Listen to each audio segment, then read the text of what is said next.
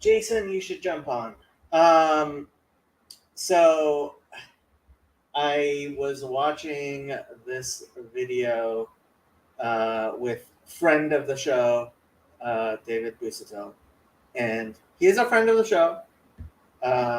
Let no one mistake that. Um, David has access to my channel because I think he is one of the people who um, genuinely tries to understand Torah, has a love of Torah, has a love of God, and um, so while this is a double-barreled uh, attack on what I see as Christians behaving badly, um, at the same time, I do have to say it's it is also a friendly attack. Why is this Um, not working? Um, Go back to 0. Okay. Um,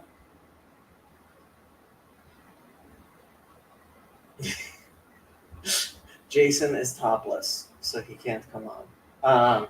Must be really hot there in Tennessee right now.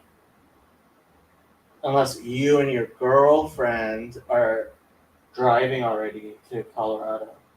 Um, so to begin with, let me show you 2 tweets I recently tweeted.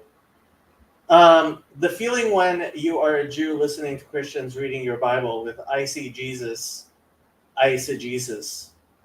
Um, so hopefully this won't get me copyright problems. But, This is a square. um, Can you?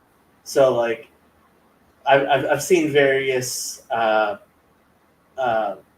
versions of this where she's where like there's all the various shapes and everything gets put in the same hole regardless of the shape it's in, and it's like watching um,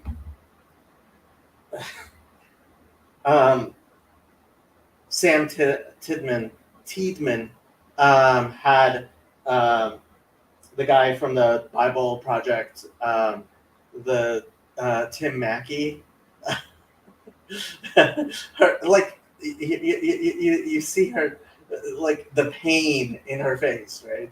Um, and like watching him explain the books of the Bible is just so painful. It really is.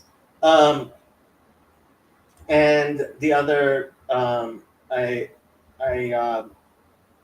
I was reading about the composer Charles Valentin Alcan, and apparently he was also one of these autodidacts, and he knew Hebrew and and Greek, and decided to translate the New Testament to French, and he wrote, "I'm starting to translate the New Testament. I was in starting to translate the New Testament. I was suddenly struck by a singular idea that you have to be Jewish to be able to do it." Letter of May 1865. Um, and watching um, uh, Jonathan says, should be have named the stream "Refuting Bullshit of." Um, they are in Florida. Yeah, so when you're headed towards Colorado from Tennessee and you end up in Florida, you are in fact taking the long way. You definitely are. That is that definitely qualifies as taking the long way. Um, um, so Paul Vanderklay says I say terrible things about his religion, um, and I do. But and the question becomes, what is my uh, justification for saying such Christophobic things? And partially, like, if I was spending this time just attacking Hinduism, for example, like, obviously I don't agree with Hinduism. I also don't know much about Hinduism, and I don't care to know much about Hinduism, because the relationship of Hindus towards God is not relevant to me. I don't have Hindu neighbors. I don't have very many Hindu friends, although I do have some Hindu friends. But their relationship with God is not a major component of my relationship with them.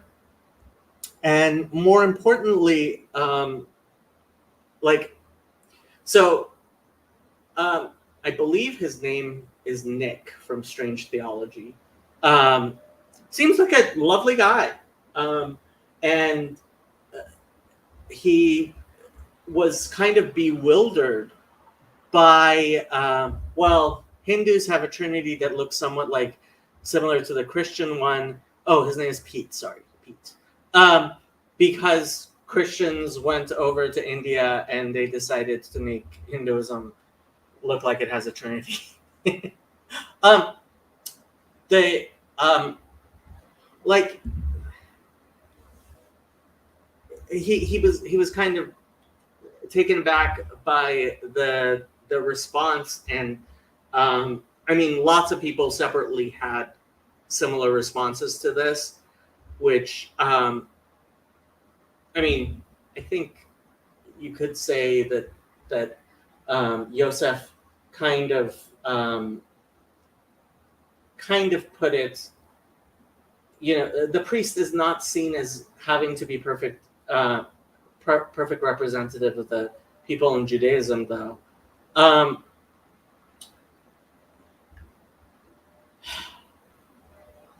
I almost felt like I should just preach through the book of Romans. You guys know how much I love Paul of Tarsus. I affectionately call him. And it almost felt like I should just say, hey, Father Stephen, do you want to take this? Because what they are displaying is a childish love of Judaism, which is in many ways flattering. I am glad that Christianity has taught Gentiles to love Judaism the way it has. And many Christians have a love of Judaism, which without Christianity, they obviously could not and would not have. And is this God taking the evil that men do and turning it towards good? Yes, I believe so.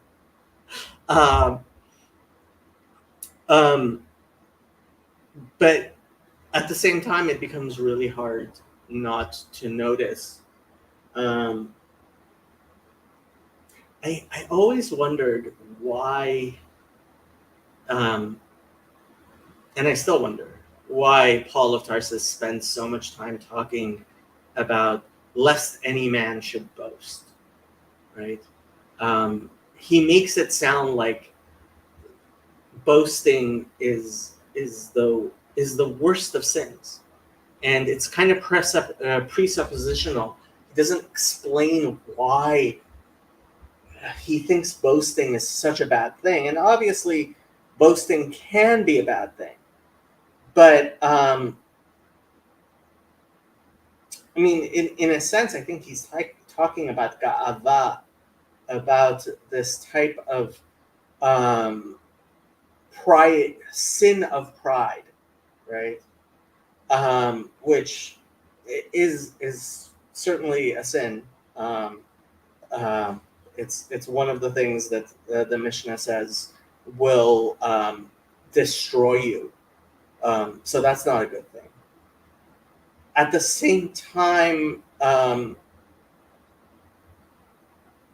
Yeah, maybe I should read Romans. Is it Romans 10 or 11?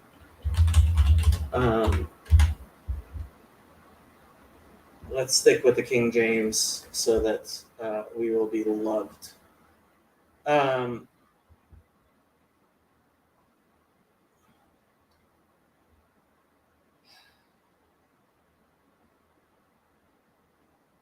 uh,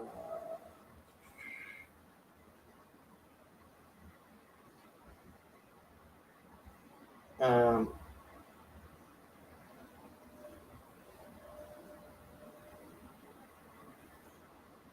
11.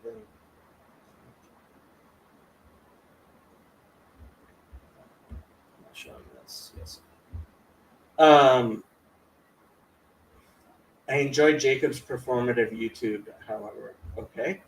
Um,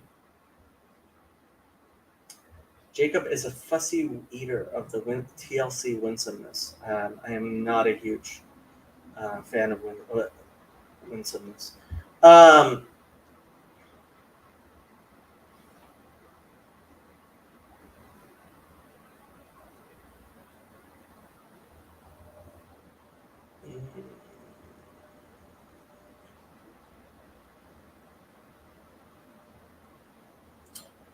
let's start with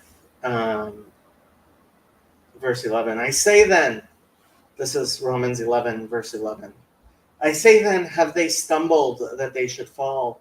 God forbid, but rather through their fall, salvation is come unto the Gentiles, for to provoke them to jealousy. Now, if the fall of them be the riches of the world, and the diminishing of them the riches of the Gentiles, how much more their fullness? For I speak to you Gentiles, inasmuch as I am the apostle of the Gentiles, I magnify mine office. If by any means I may provoke to emulation them which are my flesh, and might save some of them. For if the casting away of them be the reconciling of the world, what shall the receiving of them be? But life from the dead. For if the first fruit be holy, the lump is also holy. And if the root be holy, so are the branches. And if some of the branches be broken off, and thou, being a wild olive tree, wert grafted in among them, and with them partakest of the root and fatness of the olive tree. Boast not against the branches, but if thou boast, thou bearest not the root, but the root thee. Thou wilt say then, the branches were broken off, that I might be grafted in. Well, because of unbelief they were broken off, and thou standest by faith. Be not high-minded, but fear. For if God spared not the natural branches, take heed lest he also spare not thee. Behold, therefore, the goodness and severity of God. On them which fell severity, but toward thee goodness, if thou continue in his goodness.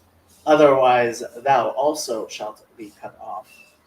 And they also, if they abide not still in unbelief, shall be grafted in, for God is able to graft them in again. For if thou wert cut out of the olive tree, which is wild by nature, and wert grafted contrary to nature into a good olive tree, how much more shall these, which be the natural branches, be grafted into their own olive tree? For I would not, brethren, that ye should be ignorant of this mystery, lest ye should be wise in your own conceits, that blindness in part is happened to Israel, until the fullness of the Gentiles be come in. And so all Israel shall be saved, as it is written, there shall come out of Zion the deliverer, and shall turn away ungodliness from Jacob. Actually, it's Uva Letzion Goel Leshave Pesha Beyakov, but Paul of Tarsus obviously didn't know Hebrew very well and didn't understand his Bible.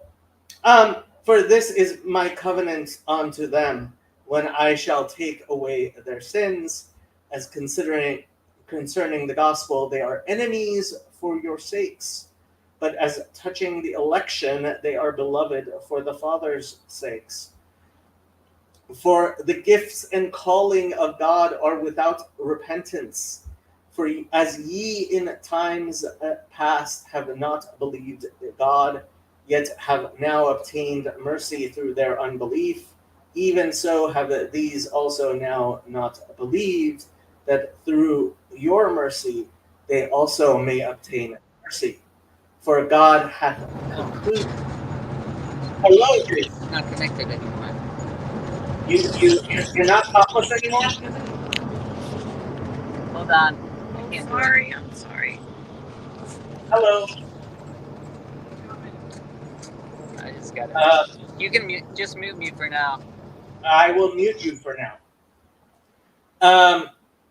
I forgot your girlfriend's name, but you're muted anyway, so I can't hear if you do tell me. And you got a call apparently. Okay, back to Romans. Even that so have these also not believed, that through your mercy they also may obtain mercy. For God hath concluded them all in unbelief, that he might have mercy upon all. Oh, the depths of the riches, both of the wisdom and knowledge of God! How unsearchable are his judgments, and his ways past finding out. For who hath known the mind of the Lord, or who hath been his counselor? Or who hath first given to him, and it shall be recompensed unto him again? And for of him, and through him, and to him are all things, to whom be glory forever. Amen. Should I read Romans 12 as well? Sure, why not? I beseech you, therefore, brethren, by the mercies of God, that ye present your bodies a living sacrifice, wholly acceptable unto God, which is your reasonable service. And be not conformed to this world, but be ye transformed by the renewing of your mind, that ye may prove what is that good and acceptable and perfect will of God. For I say, through the grace given unto me, to every man that is among you, not to think of himself more highly than he ought to think, but to think soberly, according as God hath dealt to every man the measure of faith. For as we have many members in one body, and all members have not the same office, so we, being many, are one body in Christ, and everyone members one of another, having then gifts differing according to the grace that is that is given to us. Whether prophecy, let us prophesy according to the proportion of faith, or ministry, let us wait on our ministering, or he that teacheth on teaching, or he that exhorteth on exhortation, he that giveth, let him do it with simplicity. He that ruleth with diligence. He that showeth mercy with cheerfulness. Let love be without dissimulation. Abhor that which is evil. Cleave to that which is good. Be kindly affectioned one to another with brotherly love, in honor preferring one another, not slothful in business, fervent in spirit, serving the Lord, rejoicing in hope, patient in tribulation, continuing instant in prayer, distributing to the necessity of saints, given to hospitality. Bless them which persecute you, bless and curse not. Rejoice with them that do rejoice, and weep with them that weep. Be of the same mind one toward another. Mind not high things, but condescend to men of low estate. Be not wise in your own conceits. Recompense to no man evil for evil. Provide things honest in the sight of all men. If it be possible, as much as lieth in you, live peaceably with all men. Dearly beloved, avenge not yourself, but rather give place unto wrath. For it is written, Vengeance is mine, I will repay, said the Lord. Therefore, if thine enemy hunger, feed him. If he thirst, give him drink. For in so doing thou shalt heap coals of fire on his head. Be not overcome of evil, but overcome evil with good. Let every soul be subject unto the higher powers, for there is no power but of God, the powers that are ordained of God. Whosoever therefore resisteth the power resisteth the ordinance of God, and they that resist shall receive to themselves damnation. For rulers are not a terror to good works, but to the evil. Wilt thou then not be afraid of the power? Do that which is good, and thou shalt have some praise of the same. For he is the minister of God to thee for good. But if thou do that which is evil, be afraid, for he beareth not the sword in vain. For he is the minister of God, a revenger to execute wrath upon him that doeth evil. Wherefore ye must needs be subject, not only for wrath, but also for conscience sake. For this cause pay ye tribute also, for they are God's ministers, attending continually upon this very thing. Render therefore to all their dues, tribute to whom tribute is due, custom to whom custom, fear to whom fear, honor to whom honor. Owe no man anything but to love one another, for he that loveth another hath fulfilled the law. For this, thou shalt not commit adultery, thou shalt not kill, thou shalt not steal, thou shalt not bear witness, thou shalt not covet. And if there be any other commandment, it is briefly comprehended in this saying, namely, thou shalt love thy neighbor as thyself. You're back! I am muting you because your thing is really loud. Love worketh no ill to his neighbor, therefore love is the fulfilling of the law, and that, knowing the time, that now it is high time to wake out of sleep, for now is our salvation nearer than when we believed. Well, sorry to tell you this, he wrote this almost 2,000 years ago. Didn't happen, but people make mistakes. It's not like this is the Bible or anything. The night is far spent, the day is at hand. Let us therefore cast off the works of darkness, and let us put on the armor of light. Let us walk honestly as in the day, not in rioting and drunkenness, not in chambering and wantonness, not in strife and envying, but put ye on the Lord Jesus Christ, and make not provision for the flesh to fulfill the lust thereof. I think this is the last chapter, isn't it? No, there's more. Okay, I am not going to read the entirety of the rest of Romans. It's longer than I thought. And apparently chapter 16 is like completely through. Your mic's still a little loud, but it's better. Okay. Yeah, I kept turning the headphones off as soon as I would switch over to StreamYard for some reason. Because Mercury's in retrograde. Yeah, we can't hear you that well. Well, I can just listen. I'm just gonna hop on and chat with you, but I'll just listen. Okay. Just play the video with David and then talk about Romans and stuff. So, alright. Yes, sir. I will do exactly as you say. By the way, Orthodox Boomer Grandma, I sent you an email. You still haven't replied. Waiting. Alright, I'm gonna leave. Take my shirt off. Bye. Yoav says, have mercy on me, please. It's almost midnight here. What is your point? My point is, well, I mean, so David quite eloquently says he wishes he knew as much as a 12-year-old Jew, and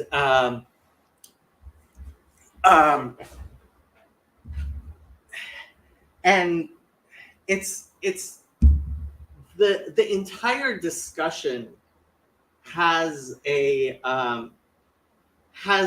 tenor of hey, the Jews know so much. Of course, they're absolutely wrong about the most basic tenets of their own religion, which they study and live constantly. But they're like, but they know so much. And I mean, I keep on talking about children with their crayons,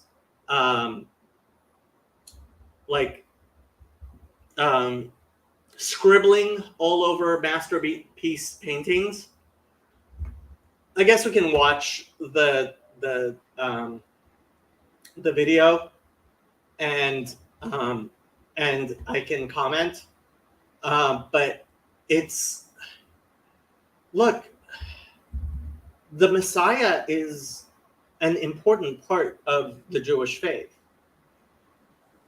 It is a non-starter to believe that Jesus was the Messiah, to the point where it's a heresy within most of Christianity to believe that that Jesus was the Messiah. You guys aren't preterists, and I had to learn that word, preterist, in order to dispute that, right? And similarly with supersessionism, I mean, part of the reason Romans is just so important is, like, how do you read Romans and be a supersessionist? Obviously, Paul is referring to the natural branches as the natural branches, right? It's Paul who is saying that Israel is Israel and the promises of God are irrevocable, right? And it's just so weird listening to this type of Christianity stuff. So let's listen. Well, man, I've heard some of your ideas in different conversations, whether it be live streams with Paul Vanderklay. I think I jumped in on a live stream with Christian Baxter not too long ago. I think that was the one that kind of got me thinking, hey, we should connect, because I think, at least from what I've heard, I appreciate that you have kind of a unique approach, at least for me. Like, I hear some of the stuff that you're saying, I'm like, oh, I never thought about it quite like that.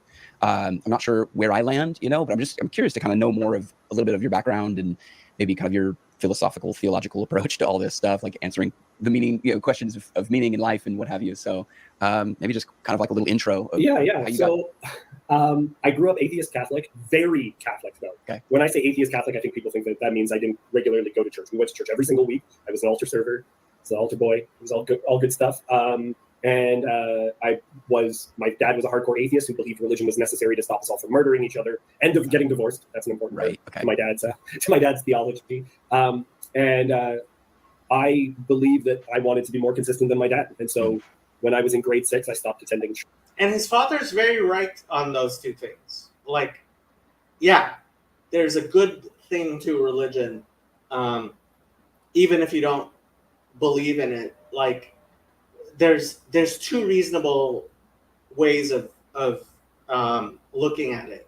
Religion is useful, I don't believe in it, or religion is useful, I do believe in it. What is not a reasonable way of looking at it is religion is horrible, because we've seen the results of atheism. Church, I still did confirmation though, to my ever-loving shame, even though I was totally not in it. And then somewhere in the middle of high school, I started believing that God existed. And first year university, I got invited to a Christian Missionary Alliance church. I really took to it like a fish to water, and but I was still attending my Catholic church on Sunday, because in grade 10 I came back to the Catholic church, and then I read the Gospel of Matthew in a week, and at the end of that week I was like, well, I'm not Catholic anymore. All due respect to all my my Catholic friends, but I read that book and I was just like, I don't think it wasn't reading Matthew, it was being in church with Matthew fresh on my mind that I was like, no. That I had. Matthew is also where he says, "Call no man father but your Father in heaven." Right. I'm just like, right out the gate, I feel like I don't know if we should. I don't know if we should be saying that or doing this or like, yeah. So I left the Catholic Church and was part of the Christian Missionary Alliance Church, and I felt still a bit of a liturgical pull because I grew up Catholic, and so that Easter, because it was first year university that I became a Christian. That Easter, I thought we should do some kind of a what's it called? A Last Supper thing. Because when you're in the Catholic Church, you have Holy Thursday. Well, so that this is the thing, is that in the Catholic Church, you just have a service that's all dedicated to the Last Supper. Right. And I knew that was a Passover, but I didn't know what that meant at all. Right. And my youth pastor was just like, well, you learn about it, and then I'll let you put it on. Like, I'll look over your notes, make sure there's no heresy, and then I'll let you put it on. So I got connected with a Messianic group in Windsor, which is where I'm from. Okay. And I really, really got excited about it. And my entrance into Messianic Christianity was through practicing the Passover, and I've done that for 20 years now. So that was a while ago. Now, I have to say that, I mean, this is one of the things where, as much as I love David, I think he is making an important mistake, like the Hebrew Roots movement makes an important mistake. I've told this story a billion times, even though he hates me talking about it. A particular person who some of you know told me that he bought tzitzit, and a Jew told him that he shouldn't be wearing tzitzit since he's not Jewish, and he doesn't wear them, he carries them around with him. Now, that is the most beautiful thing I have ever heard. That is somebody who is what we say in Judaism, mekabel ol malchut shamayim, somebody who accepts upon himself the yoke of the kingdom of heaven, right? He does things not because he wants to do them, but because God wants him to do them. And that is the highest level of divine service, right? The fact you enjoy something is not good reason to believe that's what God wants you to be doing. And what Paul of Tarsus thankfully made clear, as did the Council of Jerusalem, as did James, who was the actual person who apparently Jesus appointed as his successor, as Acts 15 has Peter as well as agreeing. The testimony of the church has been that which Orthodox Judaism also teaches, which is, you're not Jews, don't act like it. You're not Jews, don't act like it. Even if it seems enjoyable to you. Now, am I going to go disrupt your Seders? No, I am not. If you ask me about your Seders, will I give you as much information and help you understand the Seder as best you can? I will. If you start making your weird eisegesis into your Seder, will it be cringeworthy and nauseating? Yes, it will be, but that's up to you.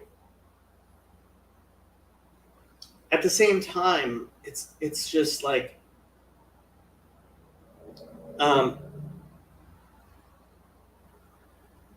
at some point,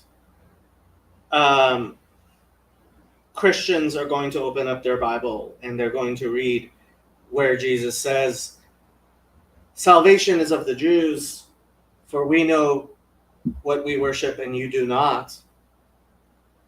And where he says the scribes and the Pharisees sit in the seat of Moses, and you should do as they say. We have the guy himself here. I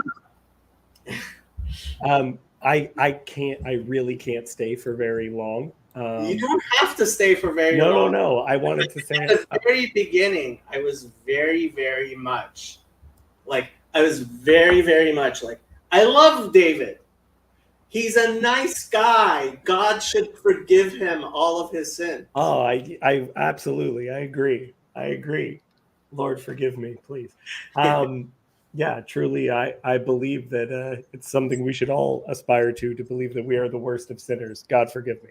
Okay, Jacob, what I was kind of thinking of, and I only jumped on because I was relating to something that you said, which is that I was seeking after God, and God called me through Jesus, and then Jesus says, do this in remembrance of me. So the reason why I practice Passover is because I think that that's what was instituted. And so I like my entry point into moving away from degeneracy and seeking after God and reading the Bible and reading Torah was through Jesus of Nazareth, who told me to practice the Passover in memory of him. Well, okay. So this is the thing. I am glad. So here, let's read some Maimonides, because why wouldn't you want to read? Look, I agree with Maimonides, but you agree with Maimonides. Well, to a certain extent, I understand. I know which part you're going to bring up. Not actually agree. Okay. With Maimonides. No, well, to some extent I can, because the Muslims are wrong, but you can't talk to them. At least you can talk to the Christians. You can talk to the Christians because we have the same Bible. I know what you're bringing up. I mean, I know what you're getting at. Greater stumbling block than Christianity, right? Can there, David? Can there be a greater stumbling block? That's in Corinthians. We present a stumbling block. You do. In fact. Yeah. No, I totally get. Yeah. No. I get what you're saying. I understand it. Like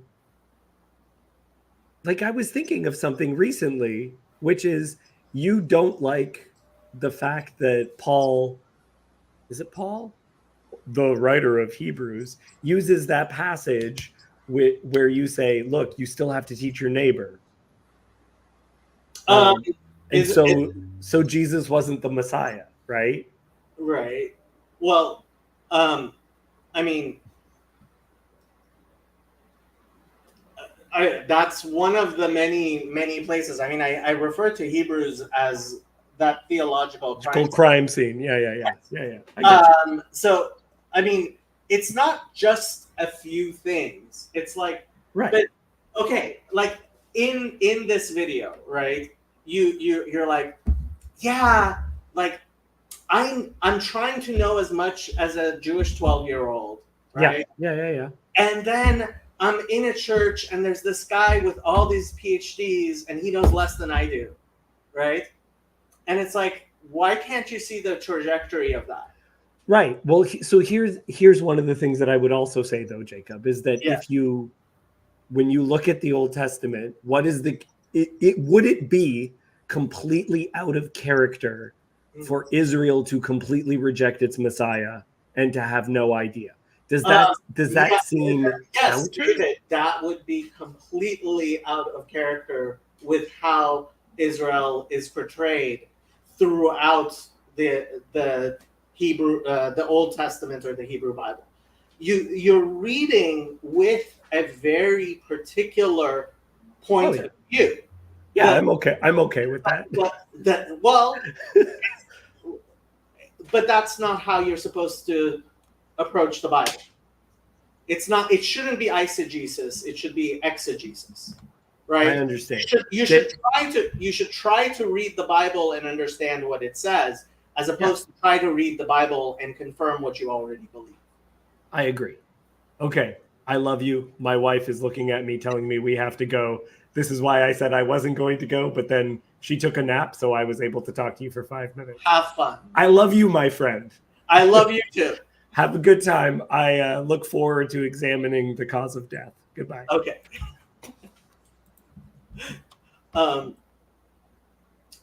Okay.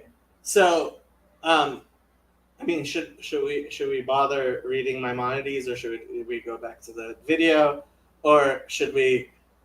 I'm kind of doubting that Paul, like when he said he was switching over to Paul DeVries, I kind of assumed that Paul DeVries had a live stream going. I have a doubt in my mind somewhere that Paul switched over to a Paul DeVries sermon from a month ago over here. But okay, back to the video. Back to the video. That's what people are telling me. We will go back to the video. Where is that video? There it is. Okay. That's interesting. Yeah, one of the more profound experiences I had early on in my life as a Christian. Similarly, grew up as an atheist, though not Catholic. My dad is sort of Catholic, historically Catholic, but wasn't practicing. And so I kind of knew about Christianity, but legitimately somehow it was like Santa Claus is Jesus's dad, and that's probably what I thought Christianity was, because he was the old guy and Jesus was the young guy. He sees you when you're asleep. Yeah, right. So that must be, yeah. But yeah, so even though I grew up in America, which is supposedly a Christian nation, I didn't hear the gospel until I was a teenager. I legitimately did not hear the gospel. Like you're saying, you read the Gospel of Matthew. My brother became a Christian, and through a series of sort of arguments, he finally got me. He said, well, I was telling him that the Bible is just a bunch of fairy tales, and he said, "Have you read the Bible?" I said, "Well, no, I haven't read the Bible. Why would I read the Bible? It's just a bunch of fairy." He said, "How do you know it's a bunch of fairy tales if you haven't read it?" I was like, "Well, I guess I'm just parroting what I've heard in culture, and I'm actually not." I'm coming at this like I'm an atheist. I've got all the science and the knowledge, and I'm coming at this as a philosopher, and I'm being, whatever, consistent. And I wasn't being. And so I read the Psalms and I read the Gospels, and that was my first sort of intro into Christianity. And fast forward a couple of years, I started work as a missionary through Youth with a Mission. And one of the things that I don't even honestly remember how I got involved, but there was a church, and the pastor had come out of Judaism, converted to Christianity, and was leading a Passover Seder. And a couple of people from the missionary group that I was a part of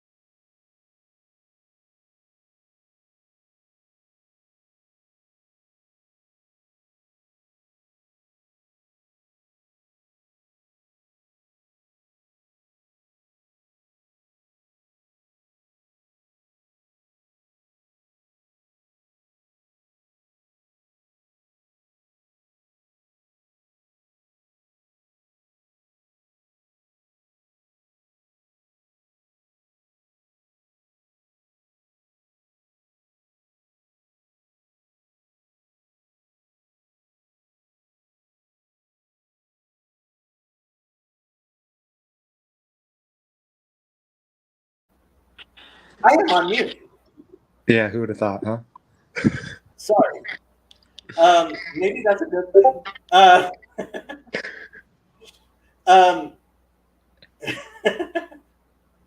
I should have probably looked at the thing. How did I get muted? I was promoting denim hats. Yes, that is exactly what was going on. Thank you for coming on. Wow, how long was I on mute? Maybe 3 minutes. Ever since you Oh, pulled up the video, I think. no, ever since I responded to Paul Vanderklay. Okay. Yeah, so to recap what I was saying, Jesus quite clearly says, if you believe in Moses, you would believe in me. And to my eternal shock, I have not been able to find a single person in the history of humanity, and I have contacted various organizations, looking through lists and lists of names. I have not found a single person who, in their belief in Judaism, was convinced that Jesus was the Messiah. Not one. And like, that is absolutely amazing to me. And I completely understand when people say, "Oh, Jacob, you must not be paying. You must not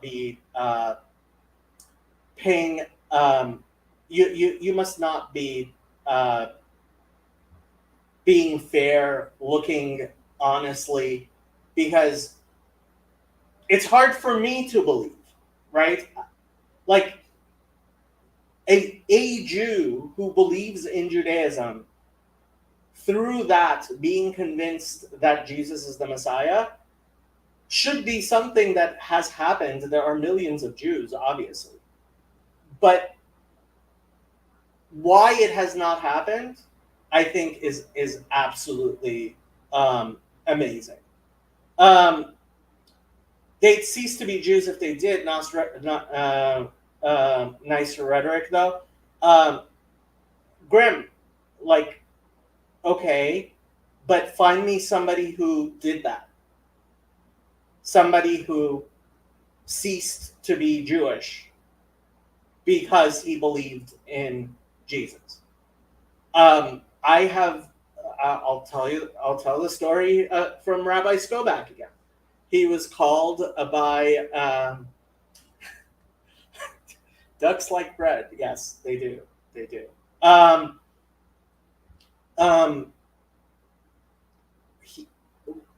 Rabbi Skobach was called by a cloistered monk who said he needed to talk to him. And so Rabbi Skobach went and spoke to this monk at a monastery in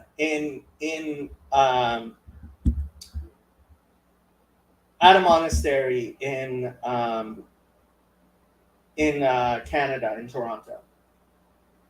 And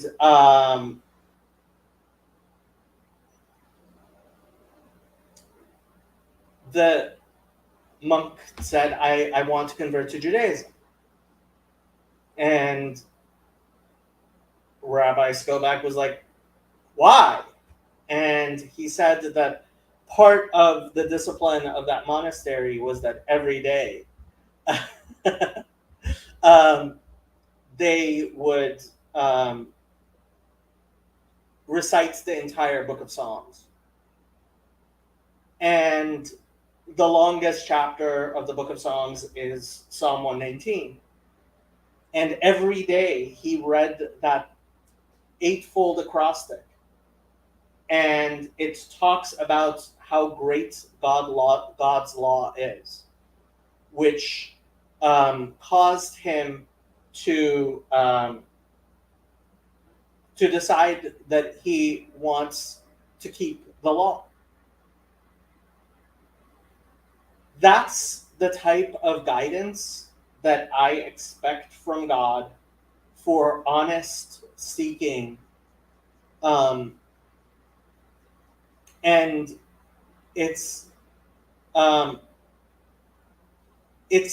type of guidance that I have seen of people coming closer to Judaism, both when they come into Christianity and when they come from Christianity into Judaism. That's the trajectory that I have seen. And I think that is part of being a faithful person who looks at the world and looks at history and looks at the trajectory of history. And that's why I trust God's providence. I feel zero compulsion whatsoever to go stand out on a street corner and proclaim the truth, right? Proclaim the gospel. If it was something that the Torah demanded of me, then I would hopefully do it. But God doesn't need me to help him have a relationship with his children. He doesn't need me for that. Chazi says, but we don't want everyone to become Jews, and we do want them to proclaim the truth. I do want them to proclaim the truth. And that's part of the reason I have my channel and what I am doing here, right? Which is when people come to me and they have questions, when I see somebody with the true love of Torah, for example, that David has, right? And he wants to know more, then I want to help share that, right? I want to help foster that. At the same time, if your attitude in coming towards the Torah is, hey, I already know what's true. Here, let me look through your Bible and find confirmation. That's what I call Christians behaving badly. That's what I see as Christians behaving badly. And I think that's where and how this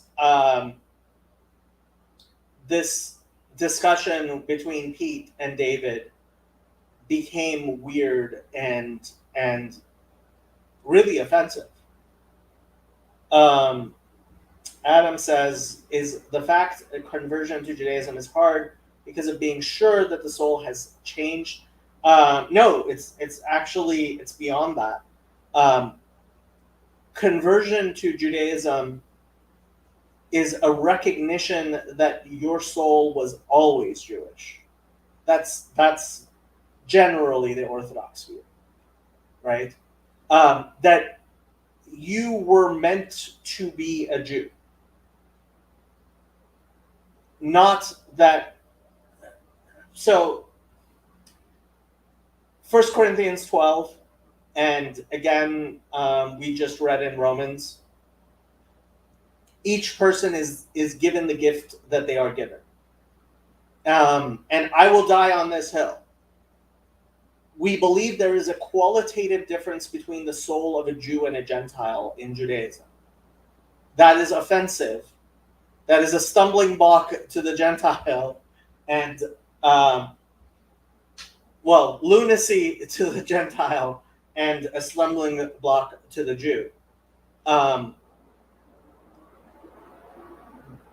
Your left hand is not your right hand. Your left foot is not your right foot. Your left hand is not your right hand.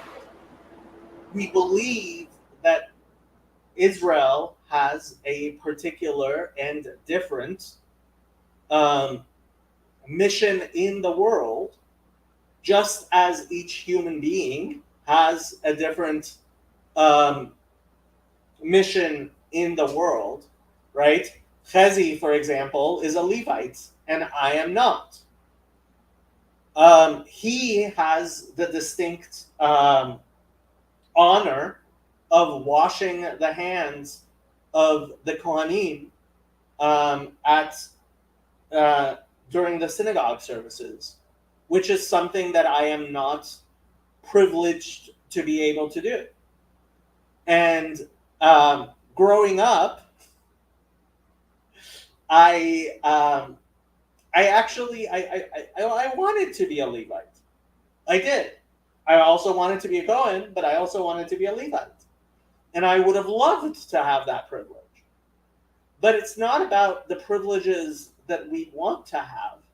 It's about doing that which we were tasked to do. And yes, as offensive as people may find it, the role of Jew and Gentile are different. And to my surprise, much of Christianity seems to understand that. And the right attitude is not, I want to be this or that, although there's nothing wrong with aspiring towards things that you view to be great services towards God. But it's also in accepting, this is one of my big things with women in church office / ordination of women, right? It's like, okay, if this is not a role meant for me, then it is not a role meant for me, right? And if I demand that it be a role meant for me, then that is the opposite of kibul ol malchut shamayim, of accepting the yoke of heaven.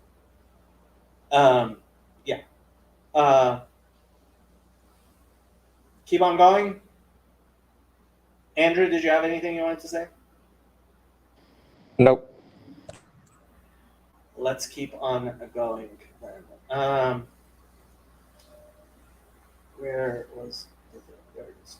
Said, hey, you want to go to this church? It was a church that we were connected with. It was like, hey, they're putting on this, this Last Supper. I'm like, let's go. Like, that sounds awesome. Like, I had, in some ways, I knew that like the Old Testament was leading to Jesus. Right. But that Seder was just like, are you kidding?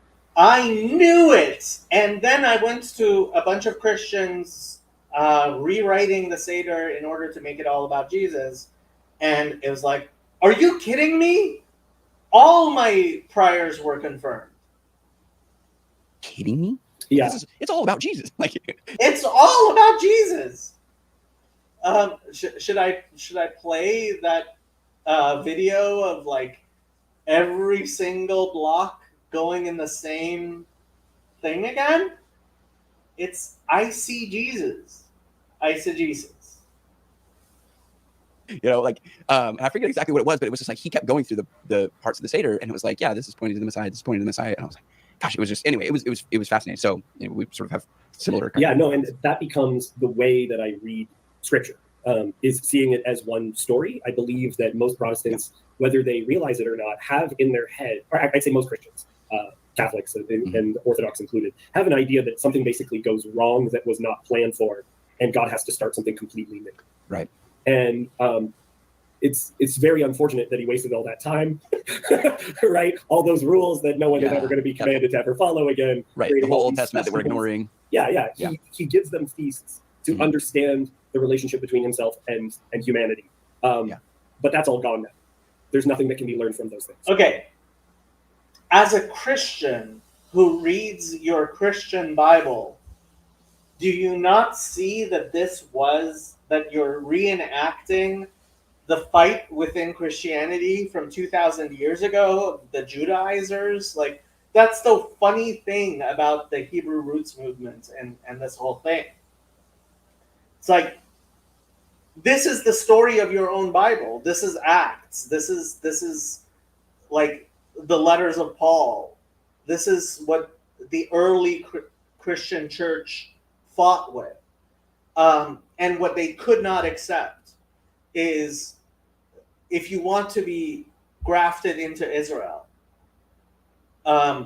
maybe you should try to conform to the teachings of Israel and be part of that tree, right? This is how supersessionism went wrong.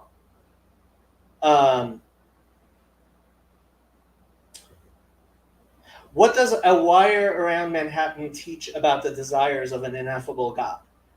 This is one of the funny things. The Eruv is one of the most beautiful things. It really is. It really is. But you have to know the details, and you have to be like, you're looking from the outside at something you know nothing about. Nothing. And it's incomprehensible to you. And okay, it's incomprehensible to you, but that's not how you look at it. Yeah, it's so funny. Like it's the Eruv is actually, so Yosef says, Sartori, I've actually talked about this before in TLC, and I'm happy to do it again because I find it a particularly beautiful concept. And it is. It is honestly, like, when I had a rabbi explain Reshut HaYachid and Reshut HaRabim, and how an Eruv is Ma'arev the Yichud. I mean, it's just Father Stephen, I almost just went, hey, Father Stephen, why don't you take this? The core of Protestantism is relitigating disputes the Christian church resolved centuries and centuries ago. Again, Michael, you're just showing your ignorance. You are honestly just showing your ignorance. You don't know, and I understand why you don't know, but you don't know. You know, it's like when you're inside of it, it's just beautiful. Yeah, Chezi says we are in a period of clarification, Birur.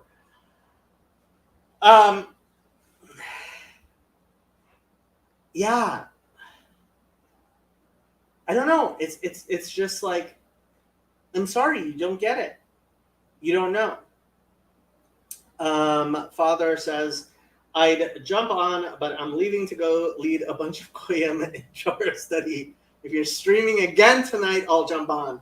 Oy, now you're making me want to like stream again later today.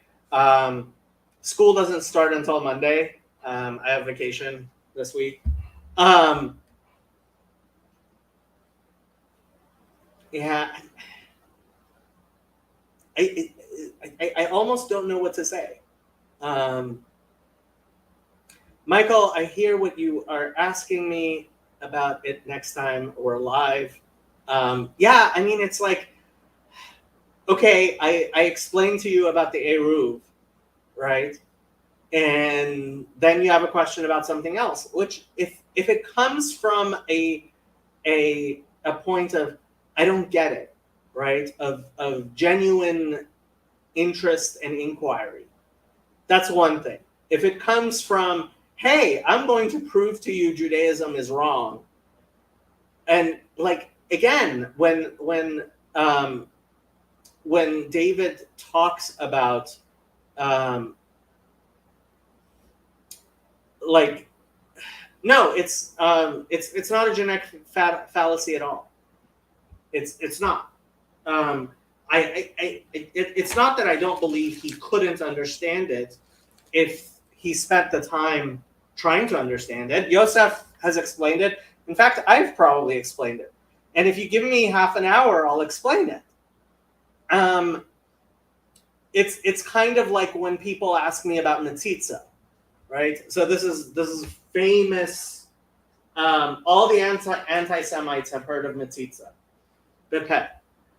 They really don't know, like they've heard of this thing Metzitza Bepet, which the anti-Semites think is absolutely disgusting and horrible. And I offer to explain it to them if they're willing to say, like, okay, if I explain after I explain that to them, right? If they're willing to be like, oh, okay, that makes sense, actually change your views then, right? But that's the thing, right? It's like, yeah, well, exactly what Yosef is saying. It may take 10 to 15 minutes at least just for the basics, but I think that it isn't that hard to grasp. Yeah, it's like if it's not like this is something that it's impossible for you to grasp. It's just something that you have not spent the time, right? You've heard about this thing. You've heard about this eruv, right? That sounds weird and strange to you because somebody decided to search for something that seems weird and strange to you because you've never heard of it before. And if I explain it to you, which I can, we will go back to our normal thing where you will only know a tiny bit about Judaism, about one particular tiny thing, which you thought a certain thing about, and which was then refuted. Right? It's like, where are we getting here? Right? Obviously, I know a lot more about Judaism than you do. Right? And this is what my entire channel is for. If you want me to explain Metzitza, I will explain Metzitza. If you want me to explain Eruv, I will explain Eruv. If you want me to explain cutting toilet paper, I will explain toilet paper. Because I really, like, Judaism is beautiful. It's absolutely beautiful. I love it. Right? Everything is beautiful when you are inside. That's lots of bounded set religions to join. First of all, Judaism, like, it's not that like that. Yeah, I mean, not everything. There are things which are not explicable, but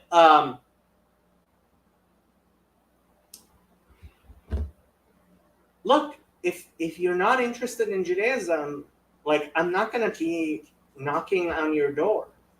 I'm not. It's against my religion. At the same time, what I call Christians behaving badly, right? I go to Chabad. That's what I kind of subscribe to is Chabad.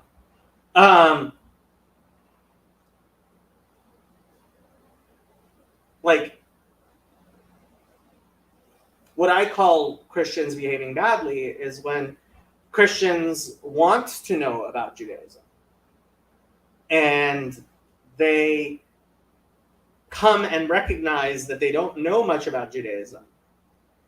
And then from an aspect of clearly not knowing much about Judaism, then start preaching about how they understand Judaism better than the Jews do. Do you, like, it goes back to lest no man should boast, right? He kind of is. He kind of is. Christian, you should jump on. I've been meaning to talk to you, Christian. Is it though? Shouldn't you be inviting people to celebrate tabernacles? Inviting people, we do. I mean, but at the same time, we don't trespass on other people's religions.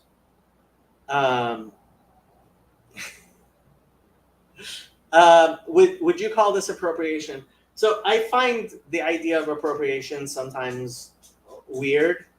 I would say that at least you shouldn't be boastful in your appropriations.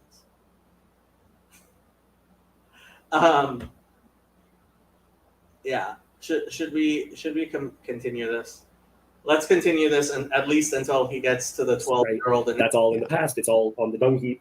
And when I started learning about the feasts, I started being like, oh, this is something. So there's actually a way that I talk about it. So if people have been listening to me before, they may have heard this illustration. But in the Old Testament, there's a situation where a king, like it's just constantly bad kings, right? Yeah. Kings. And so it's constantly bad kings. And then there's one good king. Not constantly bad kings. It goes back and forth, but okay. And one of the things that he does is they're cleaning out the back room of the temple, and they rediscover either the Torah or just the book of Deuteronomy. Scholars are debated on that. And he reads it and he just goes, oh, we aren't doing any of this. Yeah. And the Josiah's reform, or like people turning and all like repenting, is symbolized through them celebrating Passover together for the first time in like generations. Keeping the feast, yeah. Keeping the feasts is a sign of them remembering who they are and repenting. And Lo yishtachach Torah zeh bipicha. The Torah cannot be lost from Israel. It may be lost anywhere else, but Israel will always be God's light bearers onto the nation. That's part of what David just gets so wrong about his interpretation of Tanakh. I believe that with the Dead Sea Scrolls and with the communication between, like, there wasn't a lot of communication between the church and the synagogue. So I'll say it again. When it gets to the Dead Sea Scrolls, what the Dead Sea Scrolls have shown to me is that I had too little faith in how well Judaism has preserved the Torah through the thousands of years. What has become absolutely clear through the Dead Sea Scrolls is that Christians and their beliefs about Judaism 2,000 years ago match the actual history far less than the understanding of the Jews in I would say every way. Quite some time. I'm not going to get into the history of why that is, but I feel like right now we are living in a time where we are cleaning out the back room, and we have rediscovered the book of the law. And I do agree that Christians need to clear out the back room. Let's start with the idea that Jesus is the Messiah, because he obviously isn't, or certainly that Jesus is God, because that's just offensive to Judaism. Here, let's read Maimonides. Let's start from the beginning. If a king will arise from the house of David, who diligently contemplates the Torah and observes its mitzvot as prescribed by the written law and the oral law as David his ancestor, will compel all of Israel to walk in the ways of the Torah. We snagged a Yosef. Yeah, now I'm driving and stuck in traffic, so I figured I could hop on. What were your thoughts about this stream? Not necessarily mine, but Pete and David's, but also mine.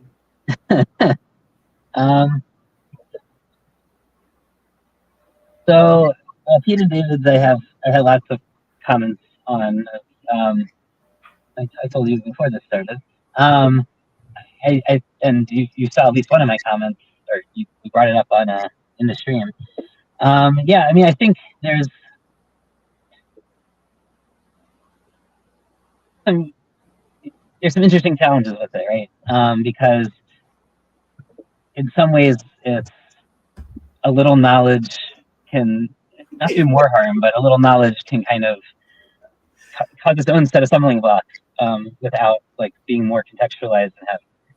On the other hand, like I don't know that it would be bad to like stop for a couple minutes and like explain Eruv or something. But I also hear your greater point, which is we could do that all day, and in some sense, like your channel sort of does exist for that. But then again, like I don't. It's been a while since like we did something like that, like a focused, like okay, let's talk about this mitzvah that people on the outside would find completely odd without like at least a little bit of explanation. So I would actually suggest, I have a little time, if you don't mind, like why don't we talk about Eruv for like 5 or 10 minutes or whatever? Just We as can. a case of something, and I mean, with the understanding, we're saying that now, like, hey, yeah, there's like a million things that you could ask about, and yes, there's an entire system here. Some of these things, right? So Eruv, for instance, is an interesting case because there's actually a parallel but different understanding of Eruv at Qumran, and there's some great work on that, how they use the same word in Hebrew and what they did and what it meant for them, which is not the rabbinic enactment of that mitzvah, but they have something. I mean, it's actually tied. Let's talk about Eruv from the rabbinic perspective first. Okay. We can leave it. We need to tell people what an Eruv is. Right. So we're going to define what it is. We can caveat it with various things, but like this is going to be a very brief summary explanation here. But I'm not looking at any comments. I'm driving. I can't read anything. So like I'll let Jacob deal with any comments or whoever is on there. Okay. In the Torah, there is a command to not leave your dwelling place on the Sabbath, right? Now, dwelling place can be understood at various resolutions, right? You could read it as like someone's actual physical tent or house, that you shouldn't leave that space. And there have been Jewish literalists, sectarian, groups who have read it that way. Don't leave their house the entire Correct. So Karaites do not leave their house. There are still a couple Karaites left, but back in the Middle Ages, they used to be much bigger. They do not leave their houses on the Sabbath. However, there is, for the rabbis, they understood that there was a very important divine, value of God's will and ineffable. How did Sartori put it? The will of the ineffable God, that one has community over Sabbath and joins together. And that doesn't just mean walking out of your tent, but actually sharing one spaces together. They also did not understand that this only means tent. They expanded it to a region around where you live. There's a separate part of the mitzvah of Eruv, not the one that's with the wire. By the way, I think the Gospel of Matthew mentions the space of a Sabbath day's walk, meaning the amount of length that you can travel on the Sabbath. Right. Yeah. So the understanding, I think that's right. It's Matthew. Which reflects the same as the rabbinic one, is that there is a certain amount of a certain distance one can travel from one's dwelling from where one has their food. That's actually how we define where one lives, but from where their meals are on the Sabbath. And the details of this are instituted by the rabbis, right? This we can say this, like this is the Rambam's understanding. We can say this, that this is a general principle to not leave, like this, the Torah commandment is to not leave from outside of your dwelling area. But the rabbis can determine exactly what that is based on other symbols and principles, exegesis, etc. That is what rabbinic mitzvot are, right? So they're the details. Often, sometimes there are other things, but in this case, the rabbinic detail of how to interpret this not leaving space. Okay. Now, there's also concept of what Jacob was referred to, but he only said it in Hebrew, so you probably didn't understand what he was saying, was reshuyot. A reshut is an area that what do you call it? Like one has jurisdiction over, right? Reshut is actually Domain, the word yeah. have control. Yes. It's a domain. It's a domain, but it's a domain that about jurisdiction. So there's private domains, right? So my house is my private domain. That's the Reshut Hayamid. But I'm not going to keep going into the Hebrew because it's not useful to like this audience. So you have a private domain. There's a public domain, and by that I mean like a huge area where lots of foot traffic, lots of things are happening. Of course, these domains originally they're thinking of ancient cities, but they still apply to modern life. Though how that happens again is a detail that we are allowed to, or the rabbis, not we, I mean, people who actually know this stuff and are working through the tradition, understand the tradition, have some ability to shape. But most of this has been shaped already, 1,500, 2,000, even longer years ago. Okay. There's also there's two other types of domains. Basically, a domain that's so small that essentially it doesn't have, like, it's not a proper domain. And then there's kind of something that's in between a private and a public domain. Okay, so there's 4 types of domains. And what an Eruv does, the type of Eruv you're talking about, the type of Eruv where you have a wire. So it's not just a wire. It's actually originally you would actually do it with wooden beam posts. And there's actually, even the wire has vertical wooden posts that support it. You can't just use like a telephone pole. You have to add a extra wooden beam that's vertical to in it. Los Angeles, most of the Eruv is actually the highways, the freeways. So it's mostly wall. And they're in the shape of doorways. And these doors are the doors to essentially what you're defining as the... Hold on. I just want to answer Phlebas here. Okay. Sorry, I can't see it. There's nothing about fooling God anywhere in this. Like, nobody in any way thinks they're fooling God in any way. Okay, since I was being the troll, can I? Yeah. Okay, so here's the thing. I love you guys and respect you guys, and I know that you are living according to the traditions that have been passed on to you, and you study, and that there are good reasons for all these things. That being said, if you want to say all that and then also say that the New Testament is written in crayon and you have your weird belief about the historicity of this thing coming from not mainstream, nor you're picking and choosing your things, that's fine. You can't have them both. Or like, because then it's like, well, look, because I have books, I got the skinny one and I got the thick one. And then like, you guys can say your stuff, and then there's also Michael Brown videos about all this stuff. May be the worst person you could possibly bring up. Yeah, of course. But it doesn't matter. But why does that matter? Why does that matter to the world? To the world, why is he less credible than you? Because he's not a Christian. He is a Christian. No, actually, that's why he's not on Chosen People Ministries anymore. No, it's because he had an affair or something. Either way, it doesn't matter. The other guy, Golan Broshi's still putting out stuff. So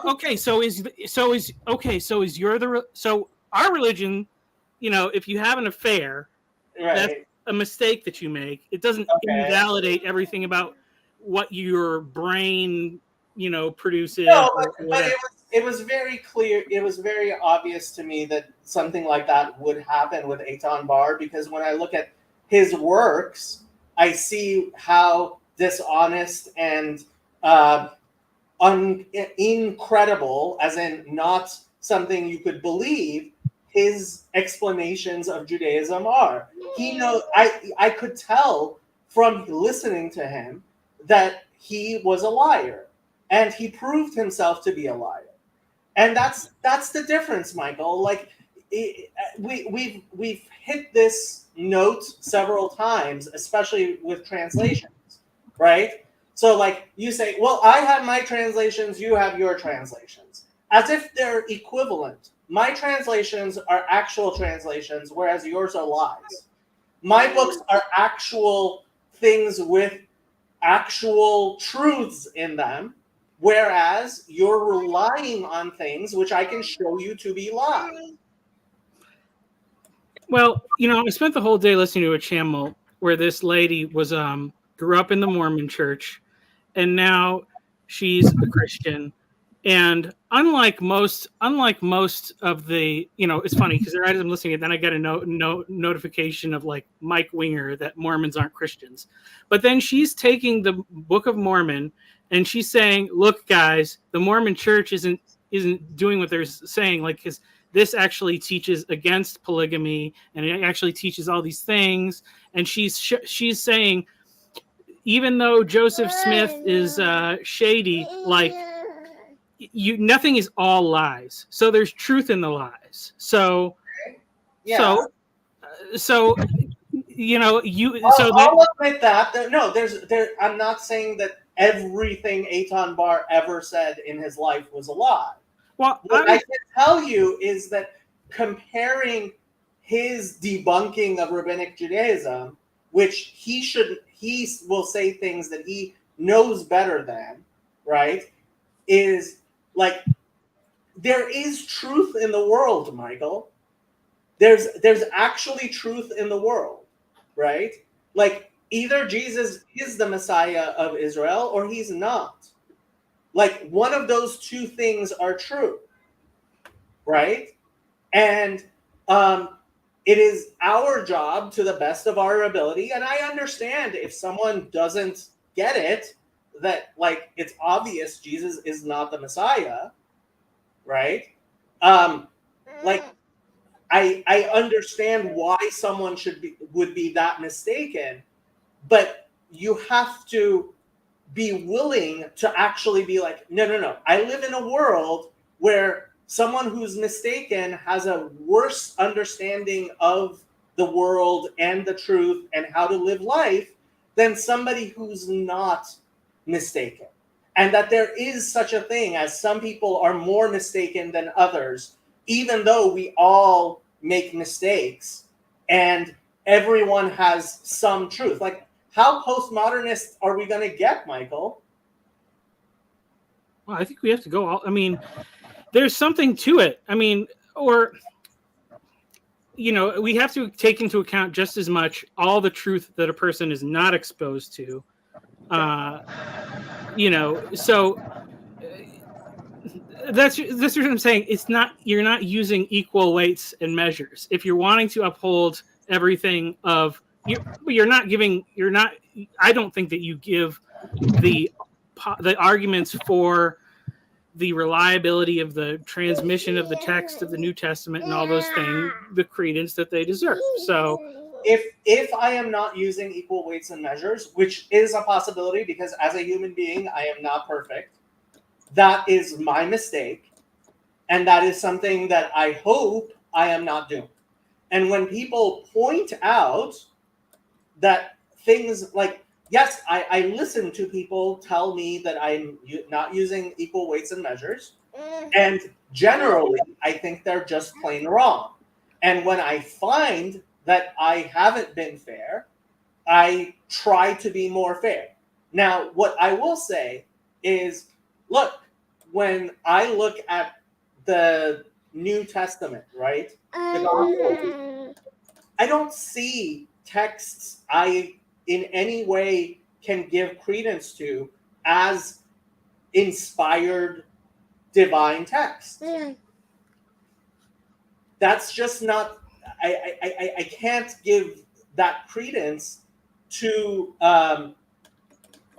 something that is so faulty in its understanding of the texts it claims to represent, right? When you read in, I believe it's in Galatians, where Paul says, it says seed and not seeds in plural, seed in the singular and not seed in the plural. It's like, okay, so this guy doesn't know Hebrew.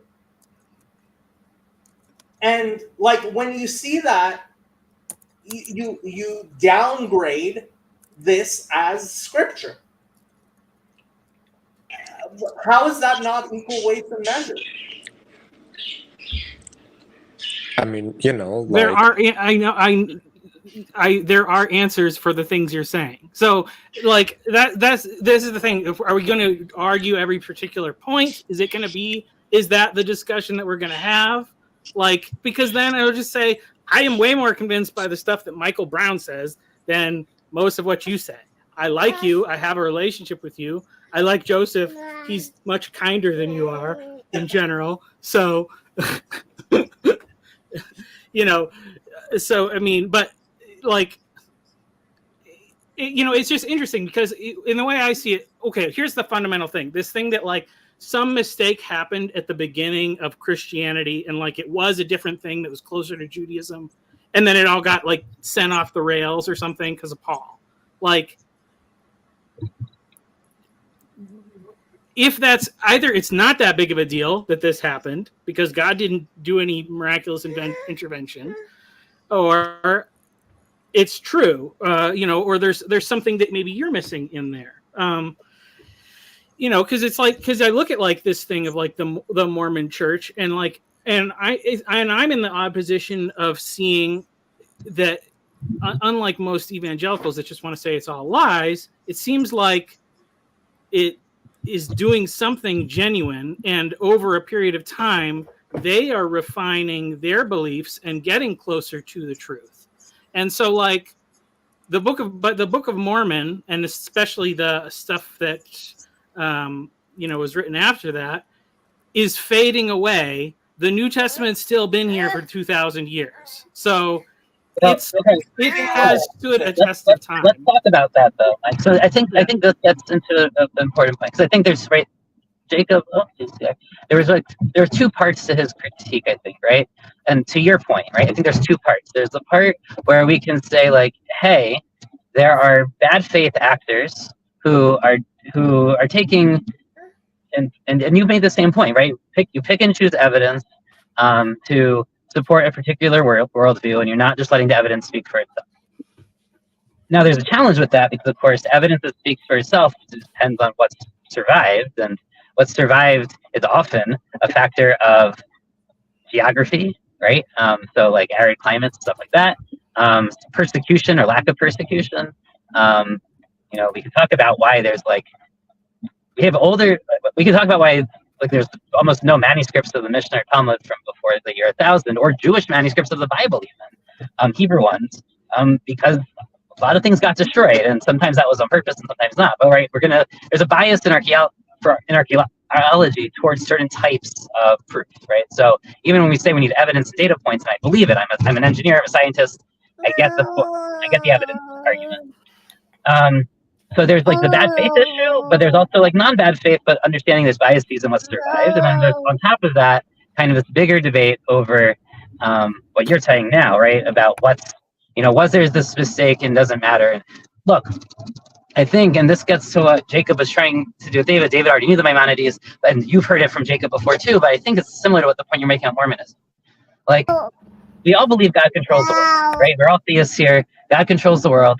I mean, we can talk about how directly that is with like, with evil and stuff like that. That's like a debate we've had before. Leave that to the side for a second. God controls history. God controls the world.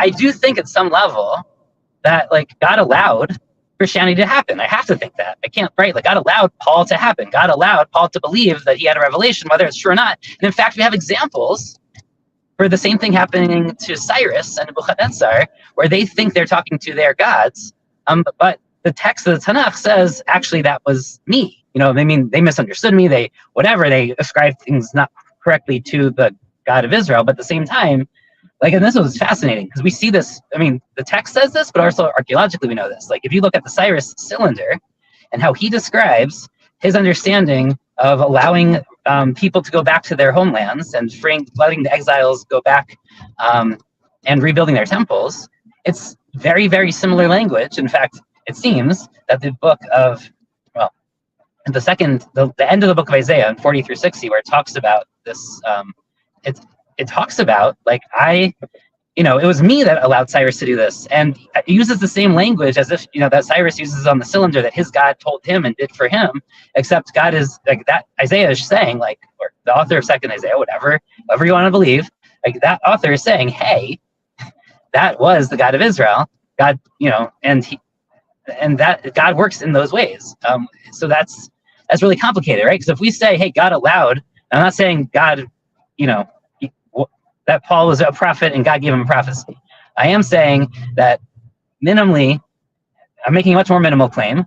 Certainly, Paul thought he was a prophet. He thought he was having a revelation.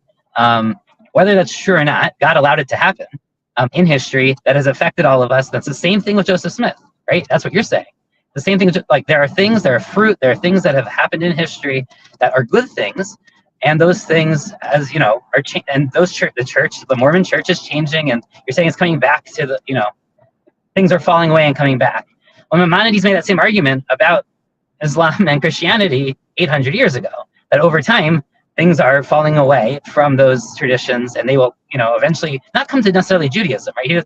He doesn't have any interest in being them Jews, but they'll see the truth of some core monotheistic set of claims that Judaism also supports, right? That is where he's saying. So you can tell me, hey, the New Testament and all that stuff, nothing's happening, that's still going strong and all that thing. On the other hand, people like Fezzi or Jacob might say, hey, look at these Noahites, look at these people who are doing this like kind of Jewish Christianity or doing these things, and to them that is evidence of the New Testament in some ways falling away, or parts of it, right? Of some sort of refining going on. The same argument actually can be made of the whole Protestant Reformation, right? There's something about the Protestant Reformation is we can rail about, you're Protestant, but there are people certainly in this corner that rail about, all the problems of the Reformation. At the same time, it brought people back to the Hebrew text in many ways. There's a lot of Hebraicists, and the fact that KJV uses the Rabbinic Bible for its OT section, right, is important. And the fact that it brought academia, right? We wouldn't have any Jewish Bible academia without the Protestant Reformation. We can talk about whether that's a good or bad thing, but in some ways, to me, that's also part of the same process. We can talk about all the problems that those things led to, but at the same time, they're also part of what God allows.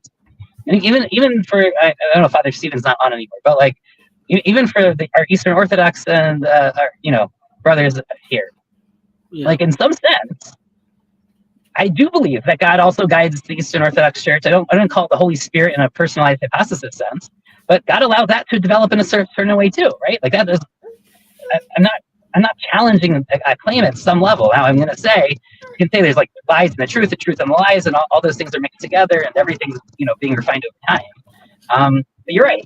At some level, you're right. And then the question is, okay, so what does it matter? Because it doesn't matter at all. I think that goes back to Jacob's beginning of the stream and why he's addressing Christianity and not Hinduism.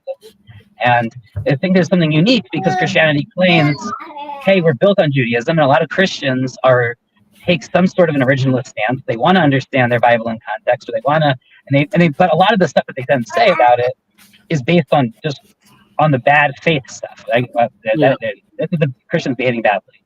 Yeah. And we can talk about the rabbinic tradition. We can talk about data points. We can also talk about, if you don't want to talk about the rabbinic tradition because you feel, hey, the Mishnah is too late because we don't have a written text. The fact is we don't even have a manuscript of the Mishnah before the 11th century, but we know that it had existed before that. So we have a manuscript of the Talmud from before that. Oop.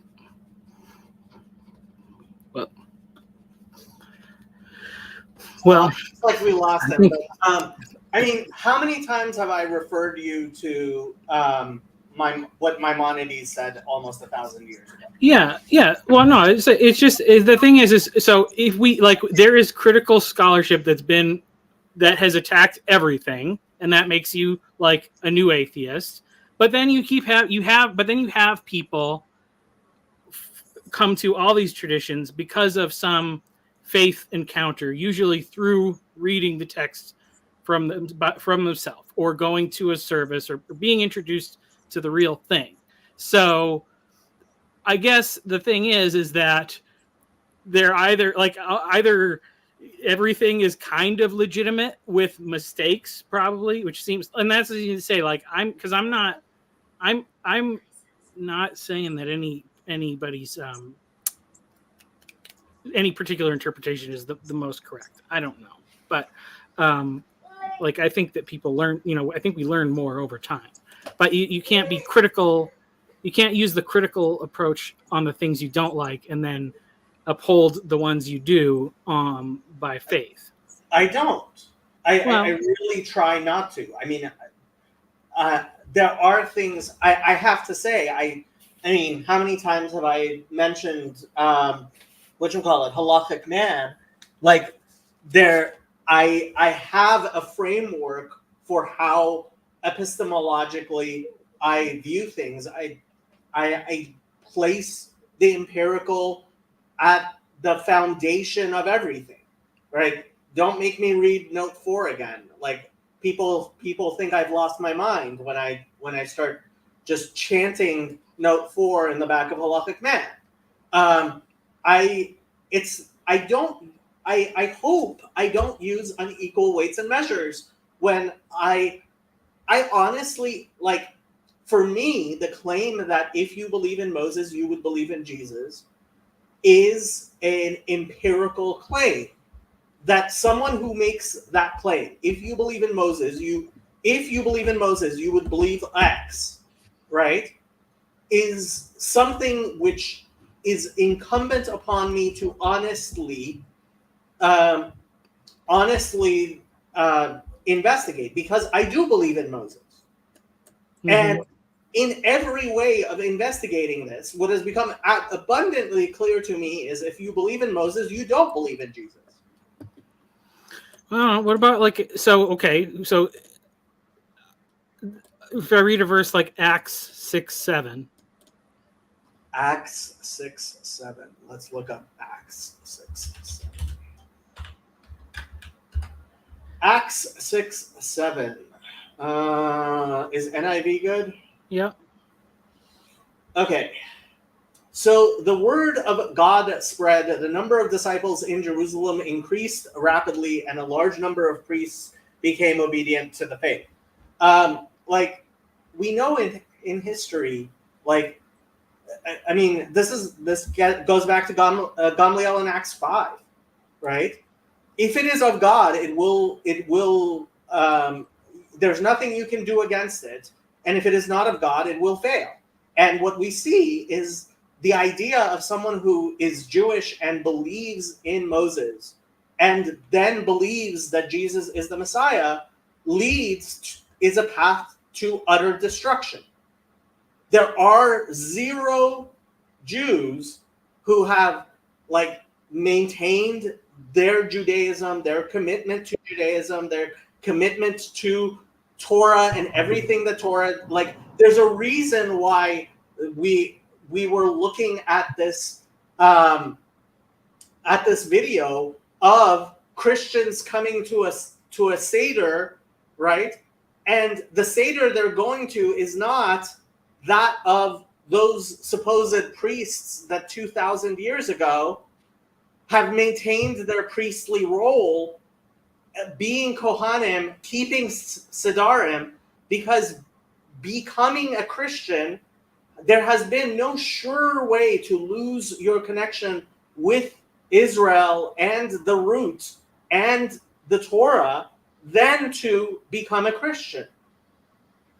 Well, I mean, it's hard to, that's the thing is that, I mean, and from my perspective, because I see I'm not Orthodox, and I don't view as far as I see, when Constantine comes in power, the happiest people are first the true believers, and second all the sociopaths, because they will just say, yeah, we're Christians now. And who suffers the most is people who have genuine reservations. And so, I mean, I think it's, if Jewish souls are different, and if that's conveyed biologically in some way, there's no way to know how many Jewish Christians have come over time. Hold on, we don't believe that is. Well, okay, all right, but we're whatever. Not some sort of racial. Okay, well, but what I'm saying is that if the only thing that is Jewish is being in opposition to Christianity, which is sort of how it's developed, that would be horrible. And if that has the definition of Judaism, then Judaism would be worthless. But there's reasons, but this is a whole other thing. But it's this hard thing of being an ethnic descendant of a certain people or people group. It's not an ethnic descent. This is spiritual. This is a congregation that is actually committed to living according to the teachings of the God of Israel. Yeah, But then you listen to Father Stephen, and he's saying that's the Greek Orthodox Church. It's just that's where it is. Like those are the same people. I completely. So this is the genuine crux of disagreement between me and Father Stephen, and it's one which I can understand. He says that the priesthood, that the continuity of the God of Israel and the teachings of Torah has been through his church, and I believe it's been through Israel. That is an empirical question. One of us is right, one of us is wrong. Obviously, I believe I'm right. Obviously, he believes he's right. And the question becomes, on the day of judgment, do you believe will God say, no, he's right, or no, he's right? Well, maybe they're both. Maybe you're both right, though. Maybe you guys are. Maybe we're both right. Because because those are mutually exclusive claims. Well, I don't know. I don't know if they are. That's then just getting into this whole thing of, is it a Josephite Messiah, or is the Messiah you're expecting the same Messiah that we're expecting to return? No, come on, Michael. Let's not mince words here. You believe in a Trinity. You believe in three gods.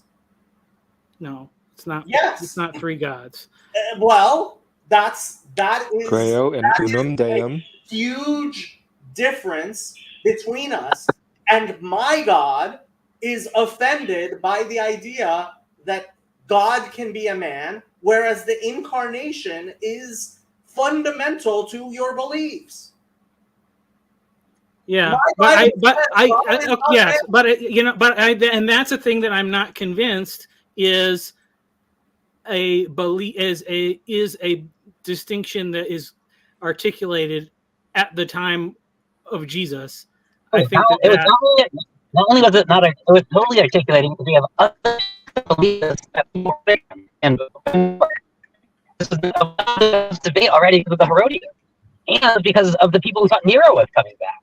Right? We actually have multiple Roman sources thinking that they had Messiah gods who are men who are coming back, and people attacking them for that belief, including Jews who are attacking them for belief. So we actually have quite a bit of evidence around this as a real debate. This is a real debate in the Second Temple period around divination of humans and around the Messiah being a resurrected figure. Both of those are debates in the Second Temple period that we know about. We have evidence for. So I don't think we could just say. I mean, we have empirical. A lot of the stuff we don't have. I can't have data points for certain things. That's for sure. Well, there is more belief of Jesus being resurrected than Nero or anyone. So anyway, I gotta go. But at the time, no. Before you go. You didn't have so many followers initially, right? Especially Jewish followers. That was the whole point. He had 3,000, right? That's the claim. That's not actually right. There was 4,000 Pharisees, according to Josephus, but there were 1 million people living in the land of Israel at the time. These are tiny groups vying for power, and we can't say like, oh, well, this guy, because he had more charisma. This guy, this group. We can't say which of the groups. God, is it 3,000 or 4,000 people? How many followers do you need to be the right group here? Is not a good claim. And I think this gets into another part of the debate. I know Matt C would, also wanted to react to David's stuff, and because there's part of this is does this all go back to debates in the Second Temple period, and what were the people of Qumran, were they also right? Like, or were the Pharisees right? Were the Sadducees right? And or were in some sense like the Pharisees right to say, or let's say the proto-rabbis. I don't like calling them the Pharisees for various reasons, but like were the original kind of group that became the rabbis right in saying, hey, what's going on at Qumran, even though there's some things we agree with there, there's a heresy there. There's a deep and problematic thing. You can't read their books. You can't read the book. The Book of Enoch has heresies in it. It should not only not be part of the canon, but like it has deeply problematic material in it that is not in accordance with the rest of scripture. So are we? I know Father Stephen said, "Hey, the Protestants are relitigating debates from the early church." In some ways, isn't this all relitigating debates? Some of these debates are new, but a lot of these debates go back to the Second Temple period, and we are totally just arguing the same things that they were, and we have no more clarity on hey, is this group right versus that group right? But there at some point there's going to be a claim saying, hey, like I find this more plausible. And honestly, there is an argument that is made. There's a kind of some variations on Pascal's wager that have been proposed by I think people who have done a lot more work on this stuff, or who whatever. And analytic philosophy is an interesting area, but we can talk about this where if I am already in a system, and that system's already working for me in many ways, maybe not perfectly, but I'm already embedded in that system. For me to adopt another system, you would need to. I have a much higher plausibility threshold that you have to prove against to break me out of that system than what I think are plausibility thresholds for other people's beliefs. Right. So this is not picking and choosing exactly, but this is being situated as a person in the world with a perspective. Right. This is salience and relevance and embodiment and all the things that Viveki talks about, or Gilchrist, all those things. From my perspective, there is a certain things that are more plausible than others, and the threshold to break me out of my perspective is going to be so much higher than what I think is necessary to argue against other positions. But at the same time, I need to recognize that for me to convince you of a different position, you have that same super high plausibility threshold for where you come from. I guess that's what I'm saying. Like, because I think, hey, and with my trollish questions, I'm bringing it up because ultimately I'm saying, hey, I respect you guys' point of view, and I understand that it's working. And as long as you keep teaching it to your children in a way that like life makes sense, you're doing it. That's like the issue that I'm like, well, a lot of the more conversionary parts of Christianity haven't figured out that passing it on to the next generation part so much, So yeah, because I don't, but then there is if I'm saying that, like, it's not obvious that the New Testament is not obviously crayon, I guess you could say, so I would say that there are parts of the New Testament that are not plausibly within my tradition to me. Okay. Right? That they do not meet the threshold of acceptable evidence of being part of my tradition. I see a discontinuity. I know there are people like Father Stephen who will say, no, it's continuous. But the way he's going to argue that is because he's going to say it's continuous into EO and not into Judaism. He might actually say it's continuous into both, honestly. There isn't really a disruption. I think I have a very hard time saying there's no discontinuity. Just on Paul, and it's not just on Constantine, and it's not just on Justin Martyr. We can, there's an entire accumulation of small discontinuities, but at some point, and it's hard to say exactly where, to some degree, like there's a break. We can draw the hand all we want. And if we were there in person, it would be a lot easier to tell. But there was a break. Now, there are people who are going to say, well, maybe parts of the Qumran, maybe Christianity, because it's anarchic Judaism, and it has a lot, it kind of shares Pharisaic and Qumran, Essene-like qualities from the Johannine community. So maybe Well, I do have to go. So unless Andrew said he wanted me to wait for something, did you have something you wanted before to you go? me? Yeah. Is your tectonic school still going, or? Yeah, I'm working on finishing up. School? Yeah, I'm still working on it. I'm still doing stuff. I'm almost done like writing the book that I will share to kind of promote it more. So, all right, Okay. I gotta Do you have go. a flyer? It's techtonicschool.com. Okay. Perfect.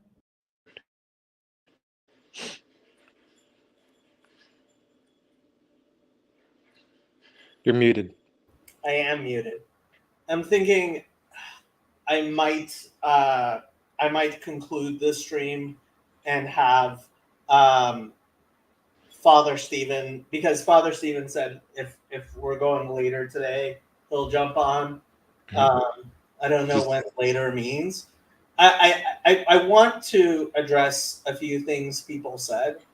Look, I believe that Christians believe in three gods. Now, if you cannot countenance Yes, of course you can ask a question, Pete. We're Jacob, the responding. first line of the Nicene Creed. We believe in one God. Yeah, cute. You don't actually believe in one God. Um, the fact, like, if you can't allow me to actually portray how I view things, and without calling that being dishonest, that's you I just don't. living in a certain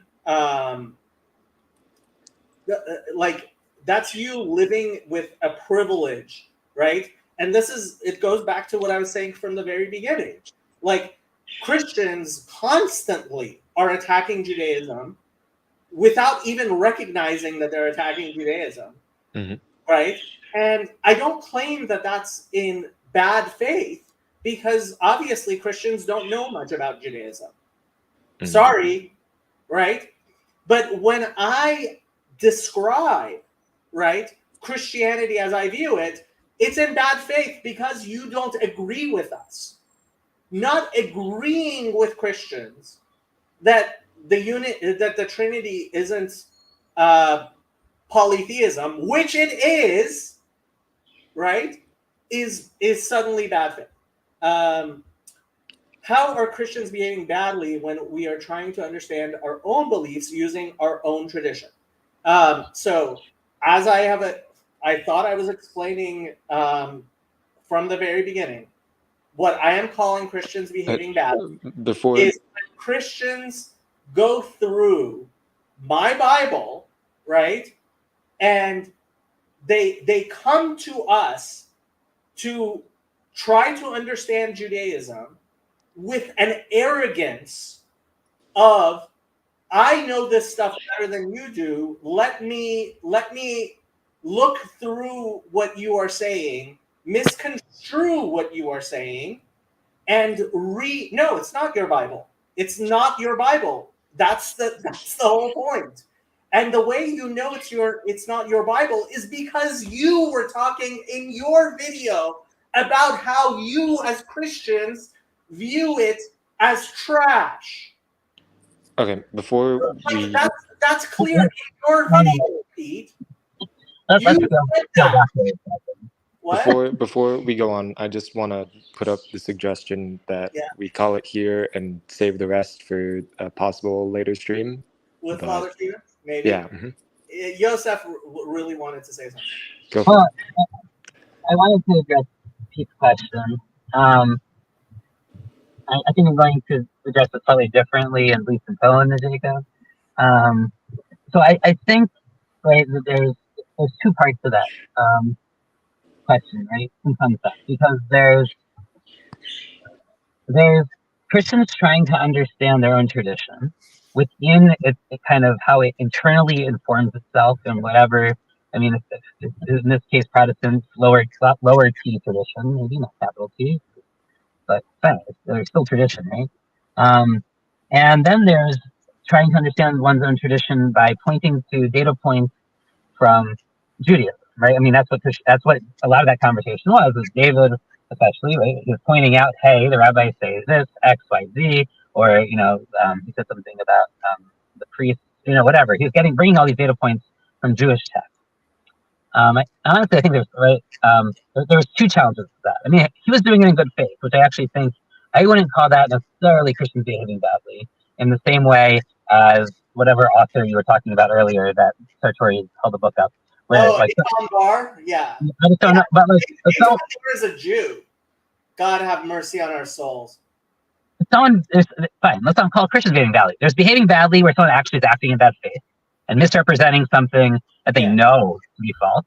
Right. Then there are people who use data points, but I would say a lot of the stuff David was saying, like, it was not really the Jewish perspective. He was taking pieces of data points that he knows. I mean, right, whatever the phrase you said, like you said, he was like a 12-year-old, trying to catch up, whatever. Like, I don't know, I probably wouldn't have put it quite that way, but like, it was not really using those data points in good faith not because he had bad intentions, but it just was missing so much of the rest of the context that he's coming to conclusions that really don't make sense, that really aren't Jewish. It's not because of Christology, even. It's just because he doesn't have the rest of the picture. He's missing, like, he's trying to do the connect the dots, but he only has like 1/10 of the dots. So you end up with, you can draw a T-Rex, or you can draw, a church. Like, I don't know. So I don't know that. Whatever. You name the streams behaving badly. But I would say the what happens here, where the maybe the bad behavior isn't necessarily intentional, but there's certainly like a misrepresentation that happens that allows that, in theory, like a Christian would be like, oh, I'm just trying to understand what's going on more deeply in my own text, which I totally support, right? Like, I'm happy to have conversations like that all the time.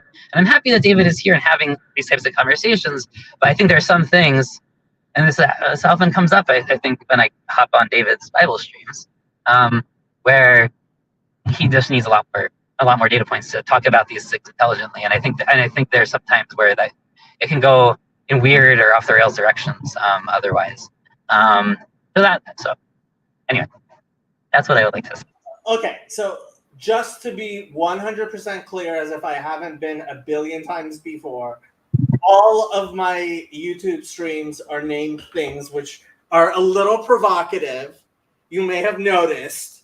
And like I said, Christians behaving badly, not Christians being murderous, horrible human wastes of excuses for human beings, which is like what would happen if somebody was actually behaving badly, right? But again, I mean, it's not merely that Christians don't know much about Judaism, which I highly would like Christians to know more about Judaism. I think they would make much fewer mistakes.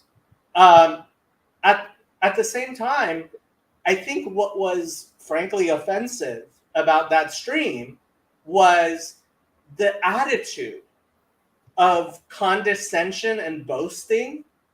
And that's what made me go into Romans, right? It's kind of like, we know nothing about this Jewish stuff, and like we can go into it with less than a 12-year-old knowledge and condescend to the Jews.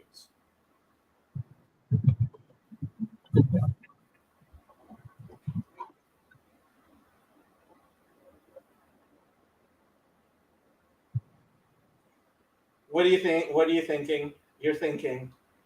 Yeah, I mean, I hear that. I think caveat. I've only got through half the stream for various reasons so far. So I may have missed part. I clearly missed No, part. I think that was from the very beginning. I did not find it as condescending as you did. And it could be maybe I'm just more deaf to it, or maybe you're more sensitive to it. I don't know. I didn't have as much of a problem with that, but yeah, I don't know. Obviously, Pete, you're more than welcome. Yeah, no, yeah, I would love for Pete to come on. I mean, we should have we should have a real conversation. I'm going to be home for 6 weeks. I'm going to hop on. But maybe I will try to get on later, much later after I do some other stuff.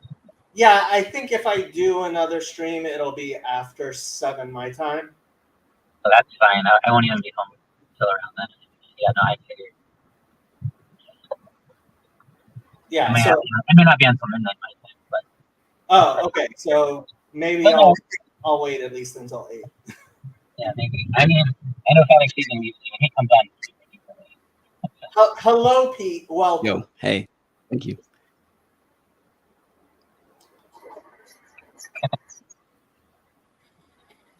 Please, it's all you. Hold on. Sorry, I was doing that bad thing where I had YouTube still on. Yeah, man. Well, thank you. I think probably hearing is more is preferable to text. Like, I'm trying to engage a little bit. I'm also kind of distracted. I got my kids. So if some kids, I highly approve of kids. Yeah. And being a father is even more important than arguing 1,000-year-old I appreciate that.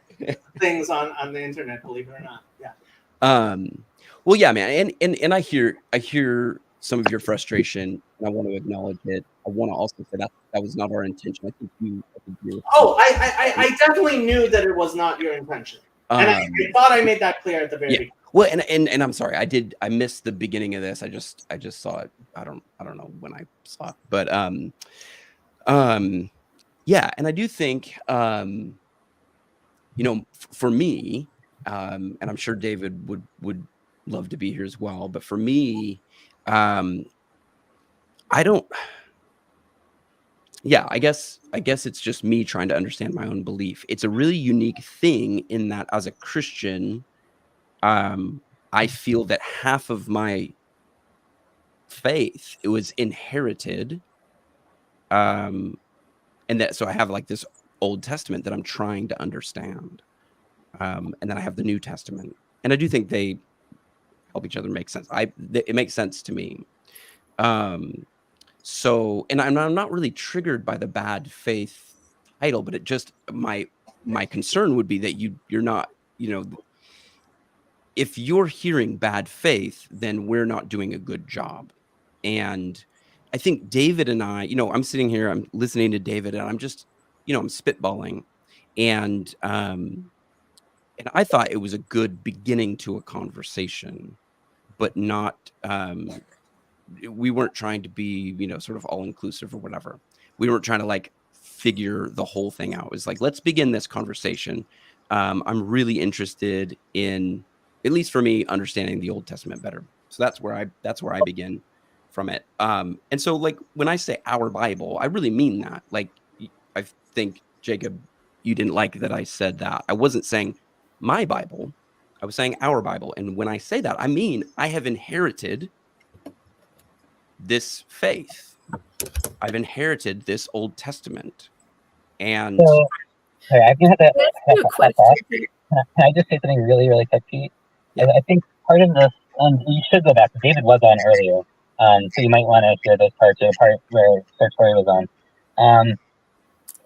So just like one fast minute before I have to hop off. There's the inheritance of like the Tanakh or T or whatever you want to call that part of the Bible. But at the same time, and I think a lot of this comes down to the fact that Christianity broke off of Judaism at a specific time, right? Second Temple era or late or Kochler, both wherever in that period for second century. And it wasn't just Tanakh then, right? There's an entire set of, there's multiple sects with multiple traditions at that point. So a lot of this, let's say, is not just like, it's part of the inheritance that was rejected, right? It's Christianity rejects the rabbinic or Pharisaic or however you want to frame that, like interpretation of the Bible that had happened for 400 years or more, right? I mean, we can talk about it being longer, but since Ezra and Nehemiah, basically, there had been 450 years of, and even longer, how to live out that text and those traditions. And there was arguments over how to live out the text and traditions. And those differences, a lot of that stuff was just rejected from the inheritance. And Christianity comes and claims, I'm going to keep little pieces here and there of Essenes Judaism and Pharisaic Judaism, and actually even a little bit of Sadducean Judaism, I would argue.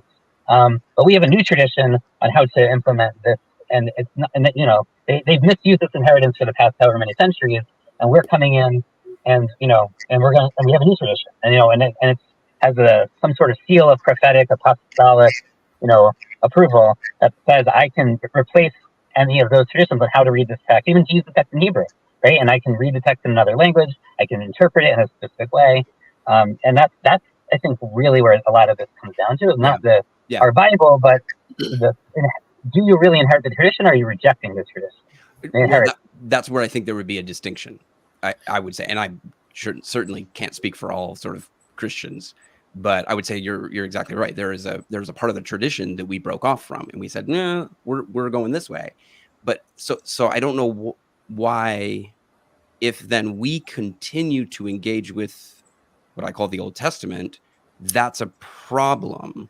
When I'm not saying you've got to come join my team, I'm just off trying to understand my own beliefs. Well, part of this is 2,000 years of Christians having a problem with that, right? I mean that is a big part of it. Well, is it? Well, sure. You don't believe rejection of Jesus is a mistake in understanding the I think Old Testament. yeah, I think it would be a mistake. But I'm not. My channel is not trying to like. I'm not trying to convert you. I'm not trying to say, "Hey, Jacob, you got to learn. You got to believe what I believe." Right. What I am saying though is I'm trying to understand what you believe. I'm trying to understand what you actually believe, because I think in doing that, it will help me understand what I believe. That's what I'm doing. Can I ask you a Yeah. question from having Please. spent most of my life in church, Pete? Yeah. Okay, so we're taught to refer to the Hebrew scriptures as an Old Testament. Is it also a New Testament? An ongoing, continuous, present tense testament to the Jewish faith, the way that God has called the Jewish people? Or are we, in naming it old, writing off? Like I think that's when Joseph is bringing up 2,000 years. Mhm. You know, like this is something ongoing. And when the concept of Eruv came up, I was going to ask him about something. I looked up a couple of things, because that sense of, in Christianity, we very often talk about boundaries. What is, what isn't, you know, the before, the now, the Old Testament, the New Testament. There was this, now we are that.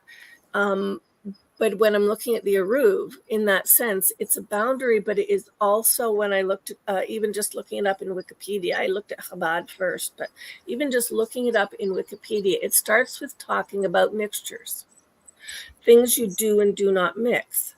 And we as Christians are very, very big on mixtures. We mix a lot of things. Mhm. But so like when I'm thinking, if you're going to look at what is the faith that you follow, you know, what is the Christian faith? There's been a ton of it. I mean, look at all the arguments about Protestants and Orthodox and this and that.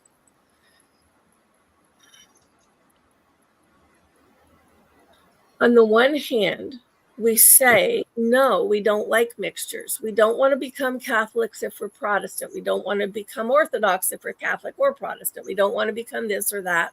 And we don't want to become Jewish, but we want to know about. You know, we want to somehow draw a circle around all the other things and ask, what are they, so as I know what I am not? And we have to own that. We have, like, if we're going to do that, we have to own it. I actually see it. I see it very differently. I see it maybe from the complete opposite side of things. Well, I think that there is. Because I'm kind of like. Yeah, no. I'm not trying to understand. A lot of places.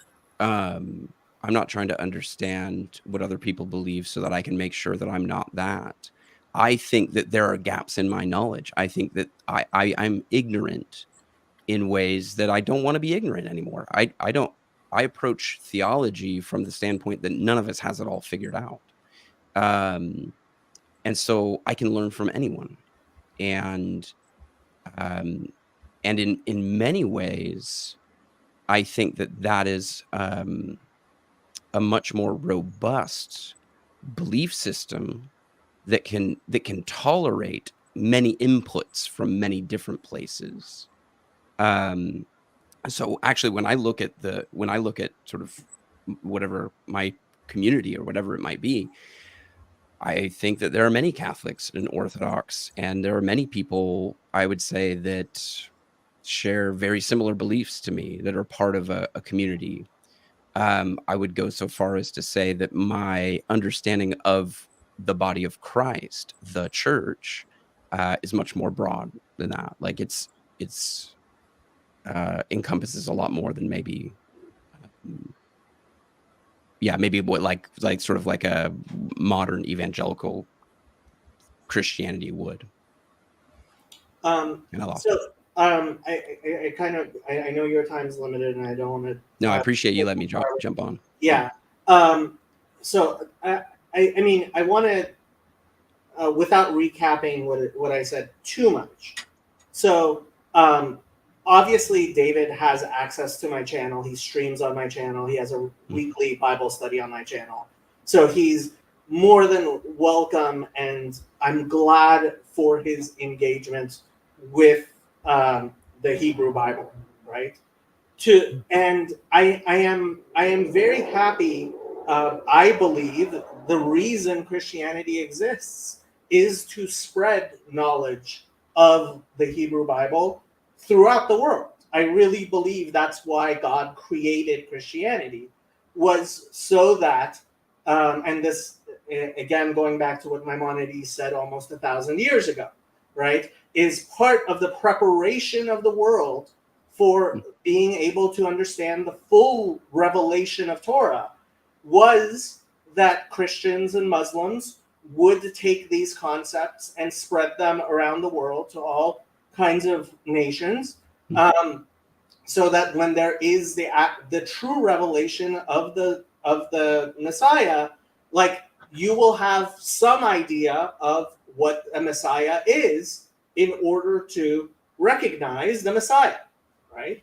And so I am very, very glad, and that's partially why I did share your video, and I mean, I think maybe, like,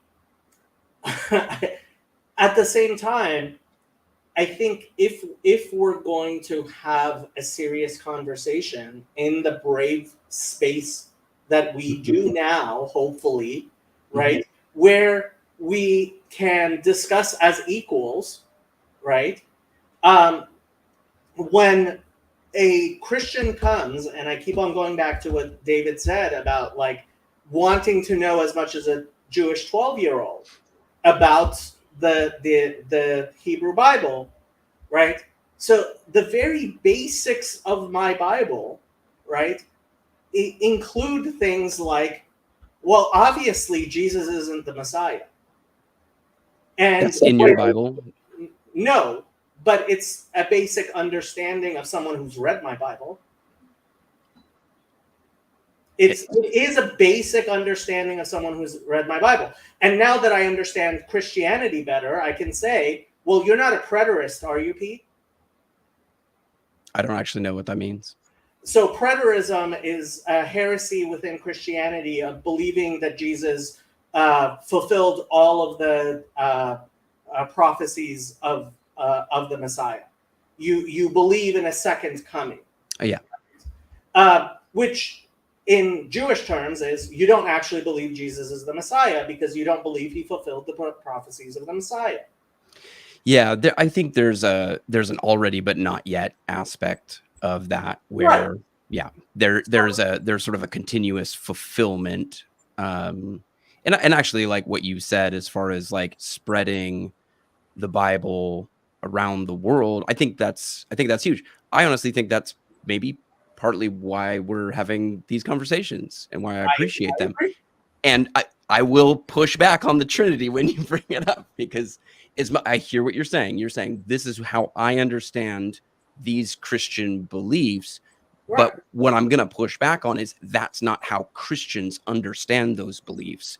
And so we have to come to the table at that same level. We're not coming. I mean, this is your channel. So in a sense, we're coming to Jacob's table. So we're understanding things, as Jacob would. Well, no, but if we're going to have open dialogue, we have to sort of say, well, this is how Christians represent this idea, not how someone understands how Christians represent this idea, but just how the Christians do.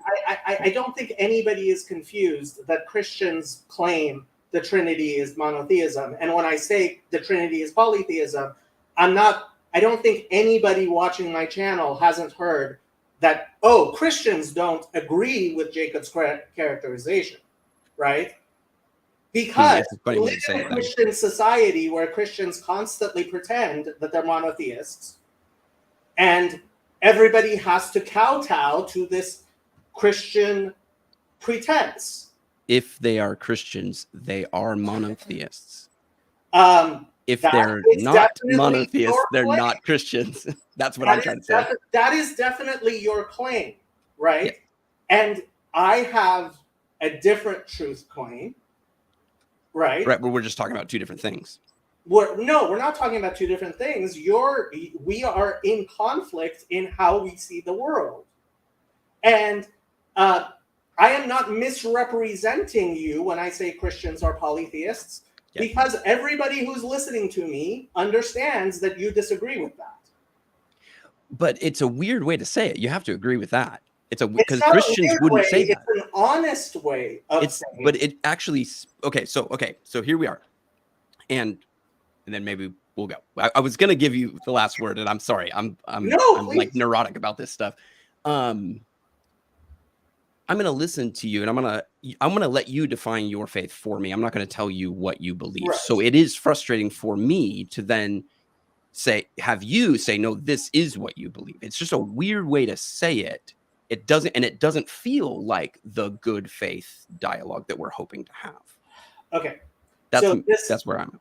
Right. Okay. So this is the difference between kumbaya ecumenism and brave space ecumenism. Yeah. Right? Kumbaya ecumenism is you say you're a monotheist. I nod knowingly that obviously I don't believe that. You believe that.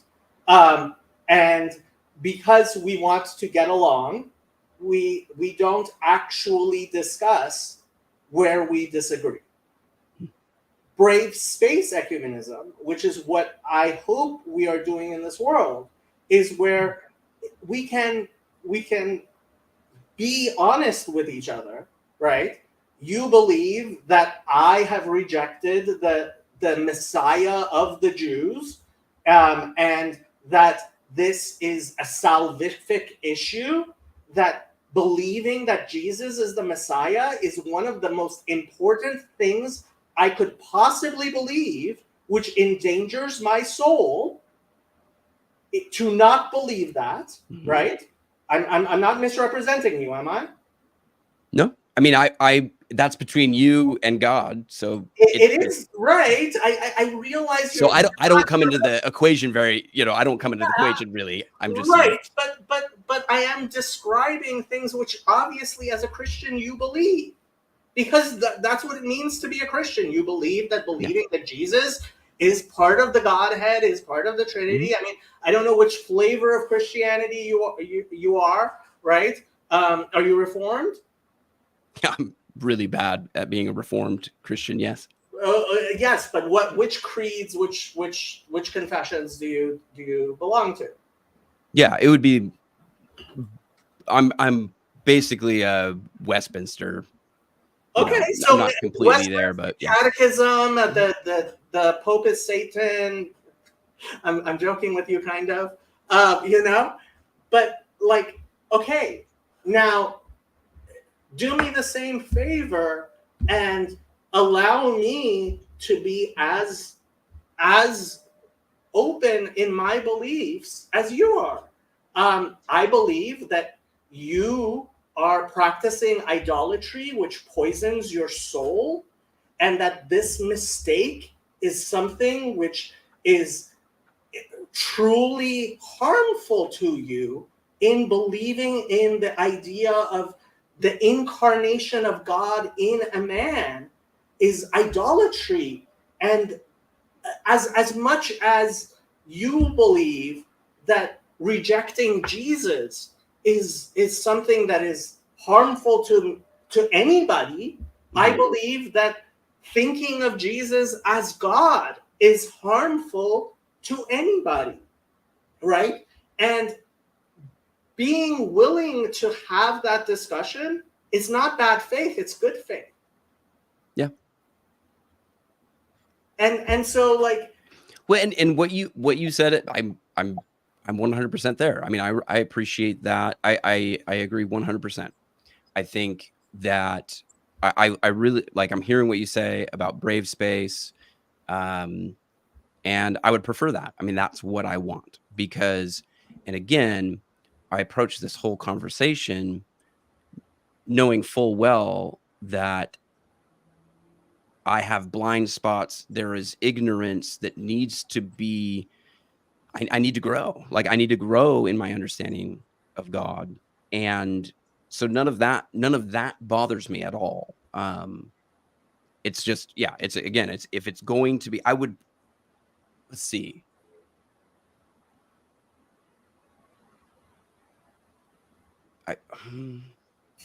yeah, it's like I'm not allowed.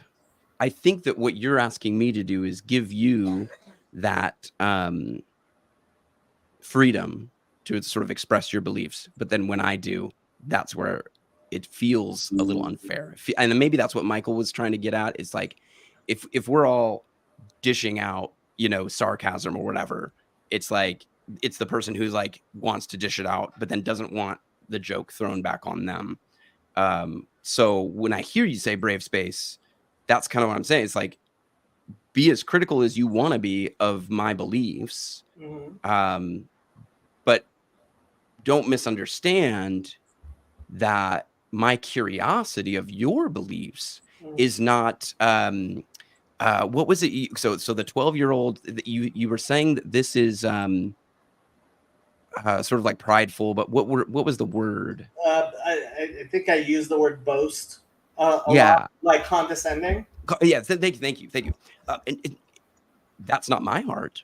My heart is not one of condescension. In fact, when I was hearing David say that, it was like humility. It's like, if only I had at least this much knowledge, but I'm aware of the fact that I don't even have the knowledge of a 12-year-old Jewish kid from 2,000 years ago. Right. And I need to recover that. If I'm going to fully understand my belief, I need to like kind of start there. Right. And move forward. So and what I hope I was clear from the very beginning, and I tried to be clear from the very beginning, and I knew that it would be a difficult thing to convey and get across, is I appreciate and I actually love the fact that you and David are approaching this with a genuine curiosity and admiration. Like, there's a reason, again, like, David has full access to my channel.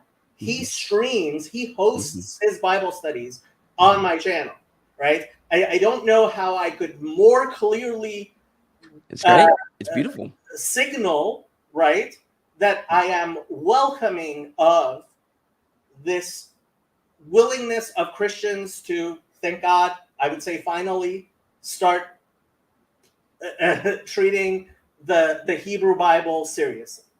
Okay?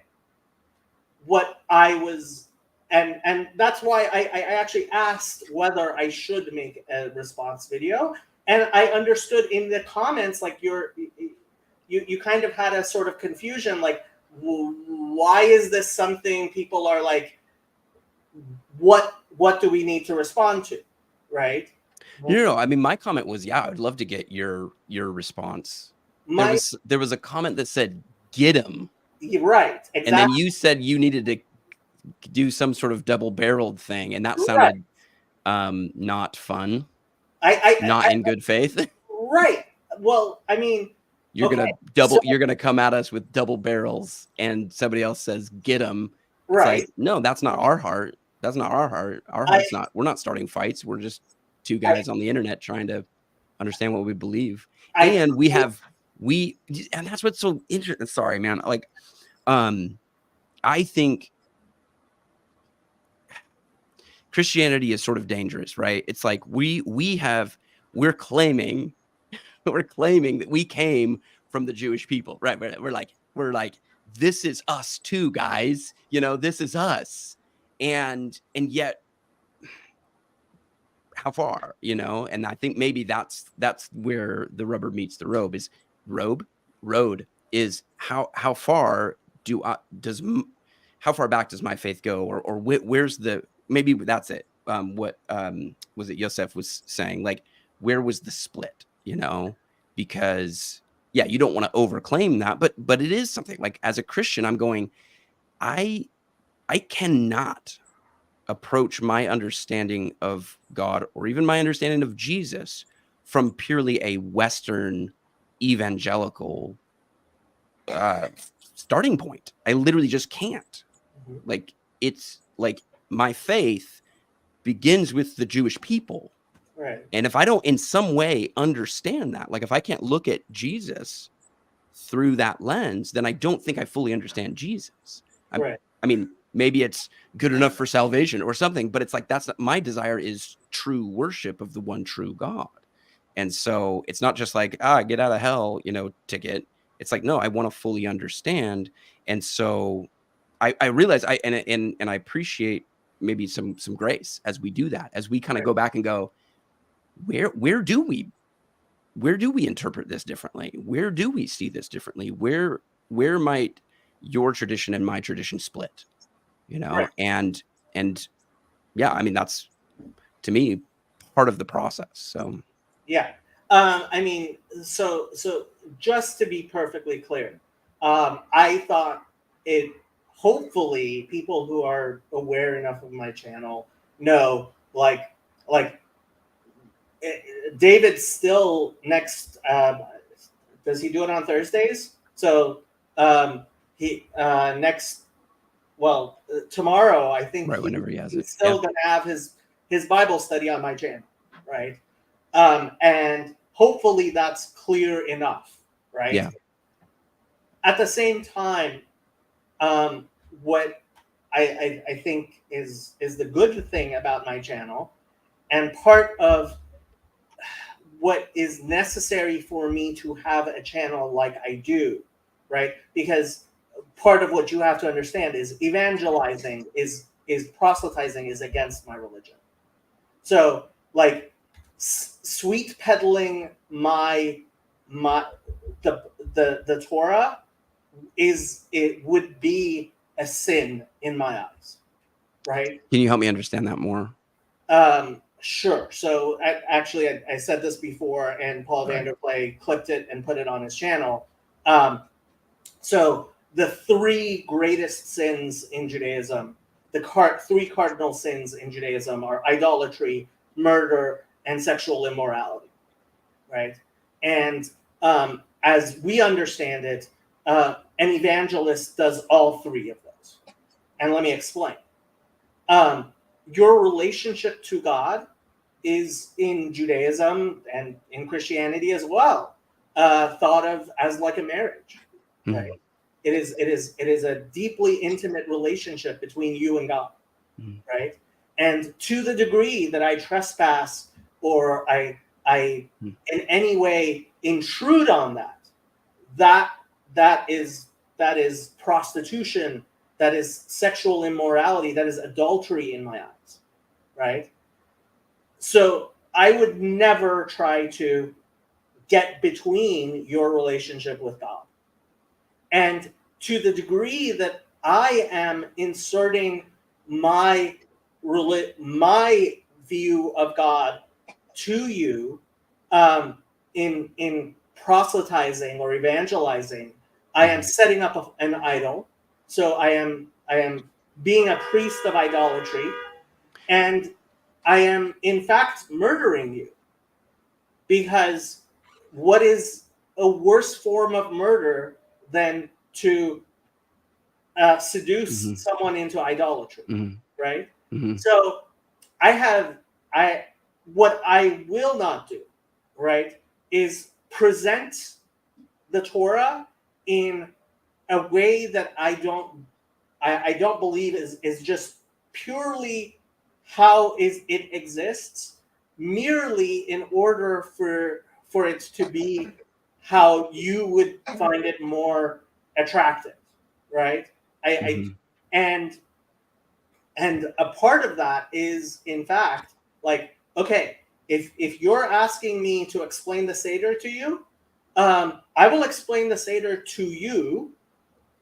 But if I know that you're a Christian and you're going to sit there and you're going to say, this is all about Jesus, it's like, I would be failing to explain the Seder to you if I don't explain, no.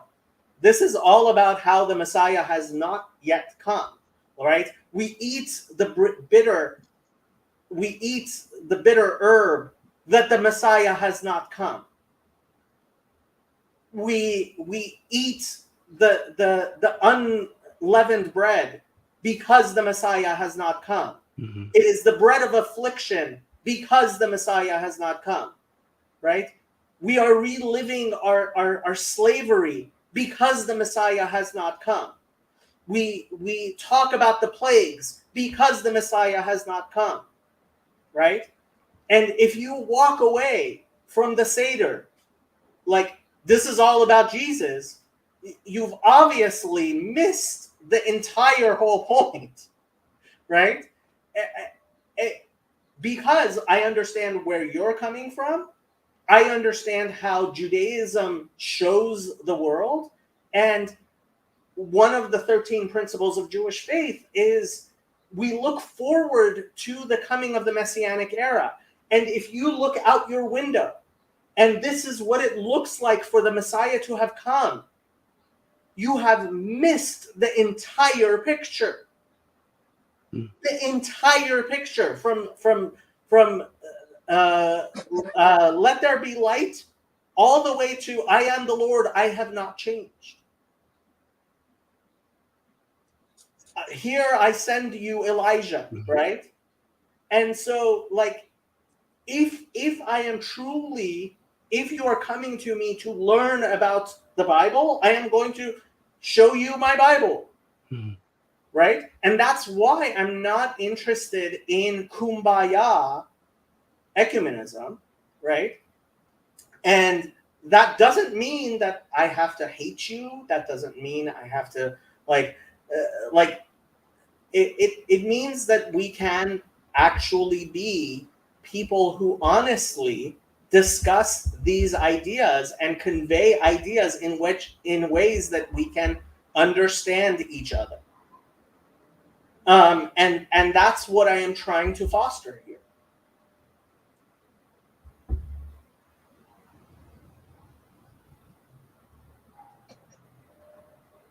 That's what we need. I hope so. And honestly, like you are certainly always welcome back in the discussion. Appreciate that. In fact, we're probably going to have one later tonight because Father Stephen said he would be back. This has apparently been a topic of a lot of interest. Lots of people watching. Yeah, and I would hope if like my biggest hope would be ongoing discussion. And so, you know, I am a student, and so I will approach things and I will think of things and I will say things out loud and then mold them and have them be molded by other people. And so if I say something, you know, you've given me a really good understanding of your approach. And if you remember our little Twitter, you know, conversation, I said, I'm hoping to change my understanding of who Jacob is. And you have helped me do that because we're able to talk a little bit rather than just like tweet, you know? Yeah. And I appreciate that. And so for me, just, you know that I'm a student. And so I'm going to come at things kind of with that attitude. I don't really come with like this idea that I'm sort of a scholar and I'm going to teach you this thing, or at least I try not to. So you guys can feel free to hold me accountable to that. But my biggest wish, my hope that anything would come out of this is just ongoing discussion, good ongoing discussion. And even like you're talking about sort of this brave discussion, because if you go back to one of the beginning videos that I did on my channel, it was about brave theology and about having people push your sort of conventional way of thinking. And I think a lot of, and I can speak kind of from my sort of tribe or whatever, like the evangelical Christian church does not do a great job of doing that. It's like, hey, you pushed on this thing and we don't like that. It's like, we need to push on these things. So I think your channel it's needed. It's absolutely needed. I hope so. Let me just so Emily, I don't know Emily, but she said Jacob sounds like he's only interested in teaching as opposed to learning. I'll be perfectly clear. I am only here, like I can't in a Jewish context, I would not be teaching, right? In a Jewish context, like if when I am learning, I go to Rabbi Breidowitz or Rabbi Schulman or Rabbi Skobac. There are plenty of rabbis that I go to learn from, when I am looking. I've certainly learned a lot more about Christianity from Paul Vanderklay and Father Stephen and other people. But I'll be honest with you. The more I learn about Christianity, the less interested in it I am, because the less compelling I find it. And I am involved because there is a real thirst, and I get asked by Christians to teach them more about Judaism. Yeah. Right? What my channel is not about is me turning towards Christianity. Like I've done that. I spent many years trying to find a Christian who could actually convince me that Jesus is the Messiah, and that door has very definitively been closed. Even though I still talk to many of the smartest Christians I can find. Aaron Vreisman, I invited him on my channel. He is one of the smartest Calvinists I have ever met. I love talking to him. I do learn from him. I certainly learn a lot from Father Stephen DeYoung. He's obviously one of the great teachers in Eastern Orthodox Christianity. Father Eric, Paul Vanderklay. So I do learn things, but I have to say, in a very real sense, like if you think that like there's a real sense in which, especially someone who's not like a Christian scholar on the caliber of the people that I have spoken with, is going to suddenly teach me, like, hey, look at Isaiah 53, as if I haven't looked at it before. And I have this totally new thing. Like, I'm sorry, but like I've talked to plenty of Christian missionaries who like know a lot more than most of the people who are involved on my channel. So like, yeah, I completely understand this may sound condescending, but I also don't practice false humility. I'm not going to pretend I don't know more about Christianity than most Christians, because I actually do.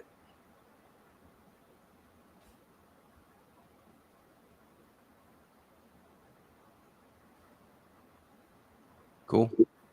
I will let you have the last word. Anything else you wanted to say before we're done here? Last word is just thank you. Thank you. And thank you for allowing me to push on some things and to give you my take on things. And thank you for engaging in David and my conversation, because I do hope that it continues more good conversation. I'm sort of a lurker when it comes to the corner, and so I miss some of this stuff. But I'm glad I saw this. So, and thank you for sharing the link and letting me hang out and chat. And yeah, man. Cool. I think I am going to end with my last clip, which I have been doing because I really like it. I'm going to use host's prerogative to put the Reverend Parcells to bed, because he does need to get up in the morning. Sorry, Reverend. Thank you. But before he goes, I have a question. Let's say, God forbid, that I were to burn somebody at the stake for not being a Trinitarian, and I did not repent of that. Is that a salvation issue?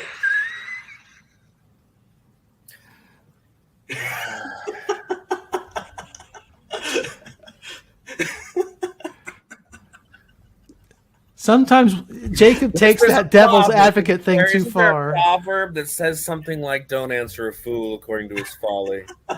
But there's a proverb that says, "Answer a fool according to his folly." There is. Exactly right.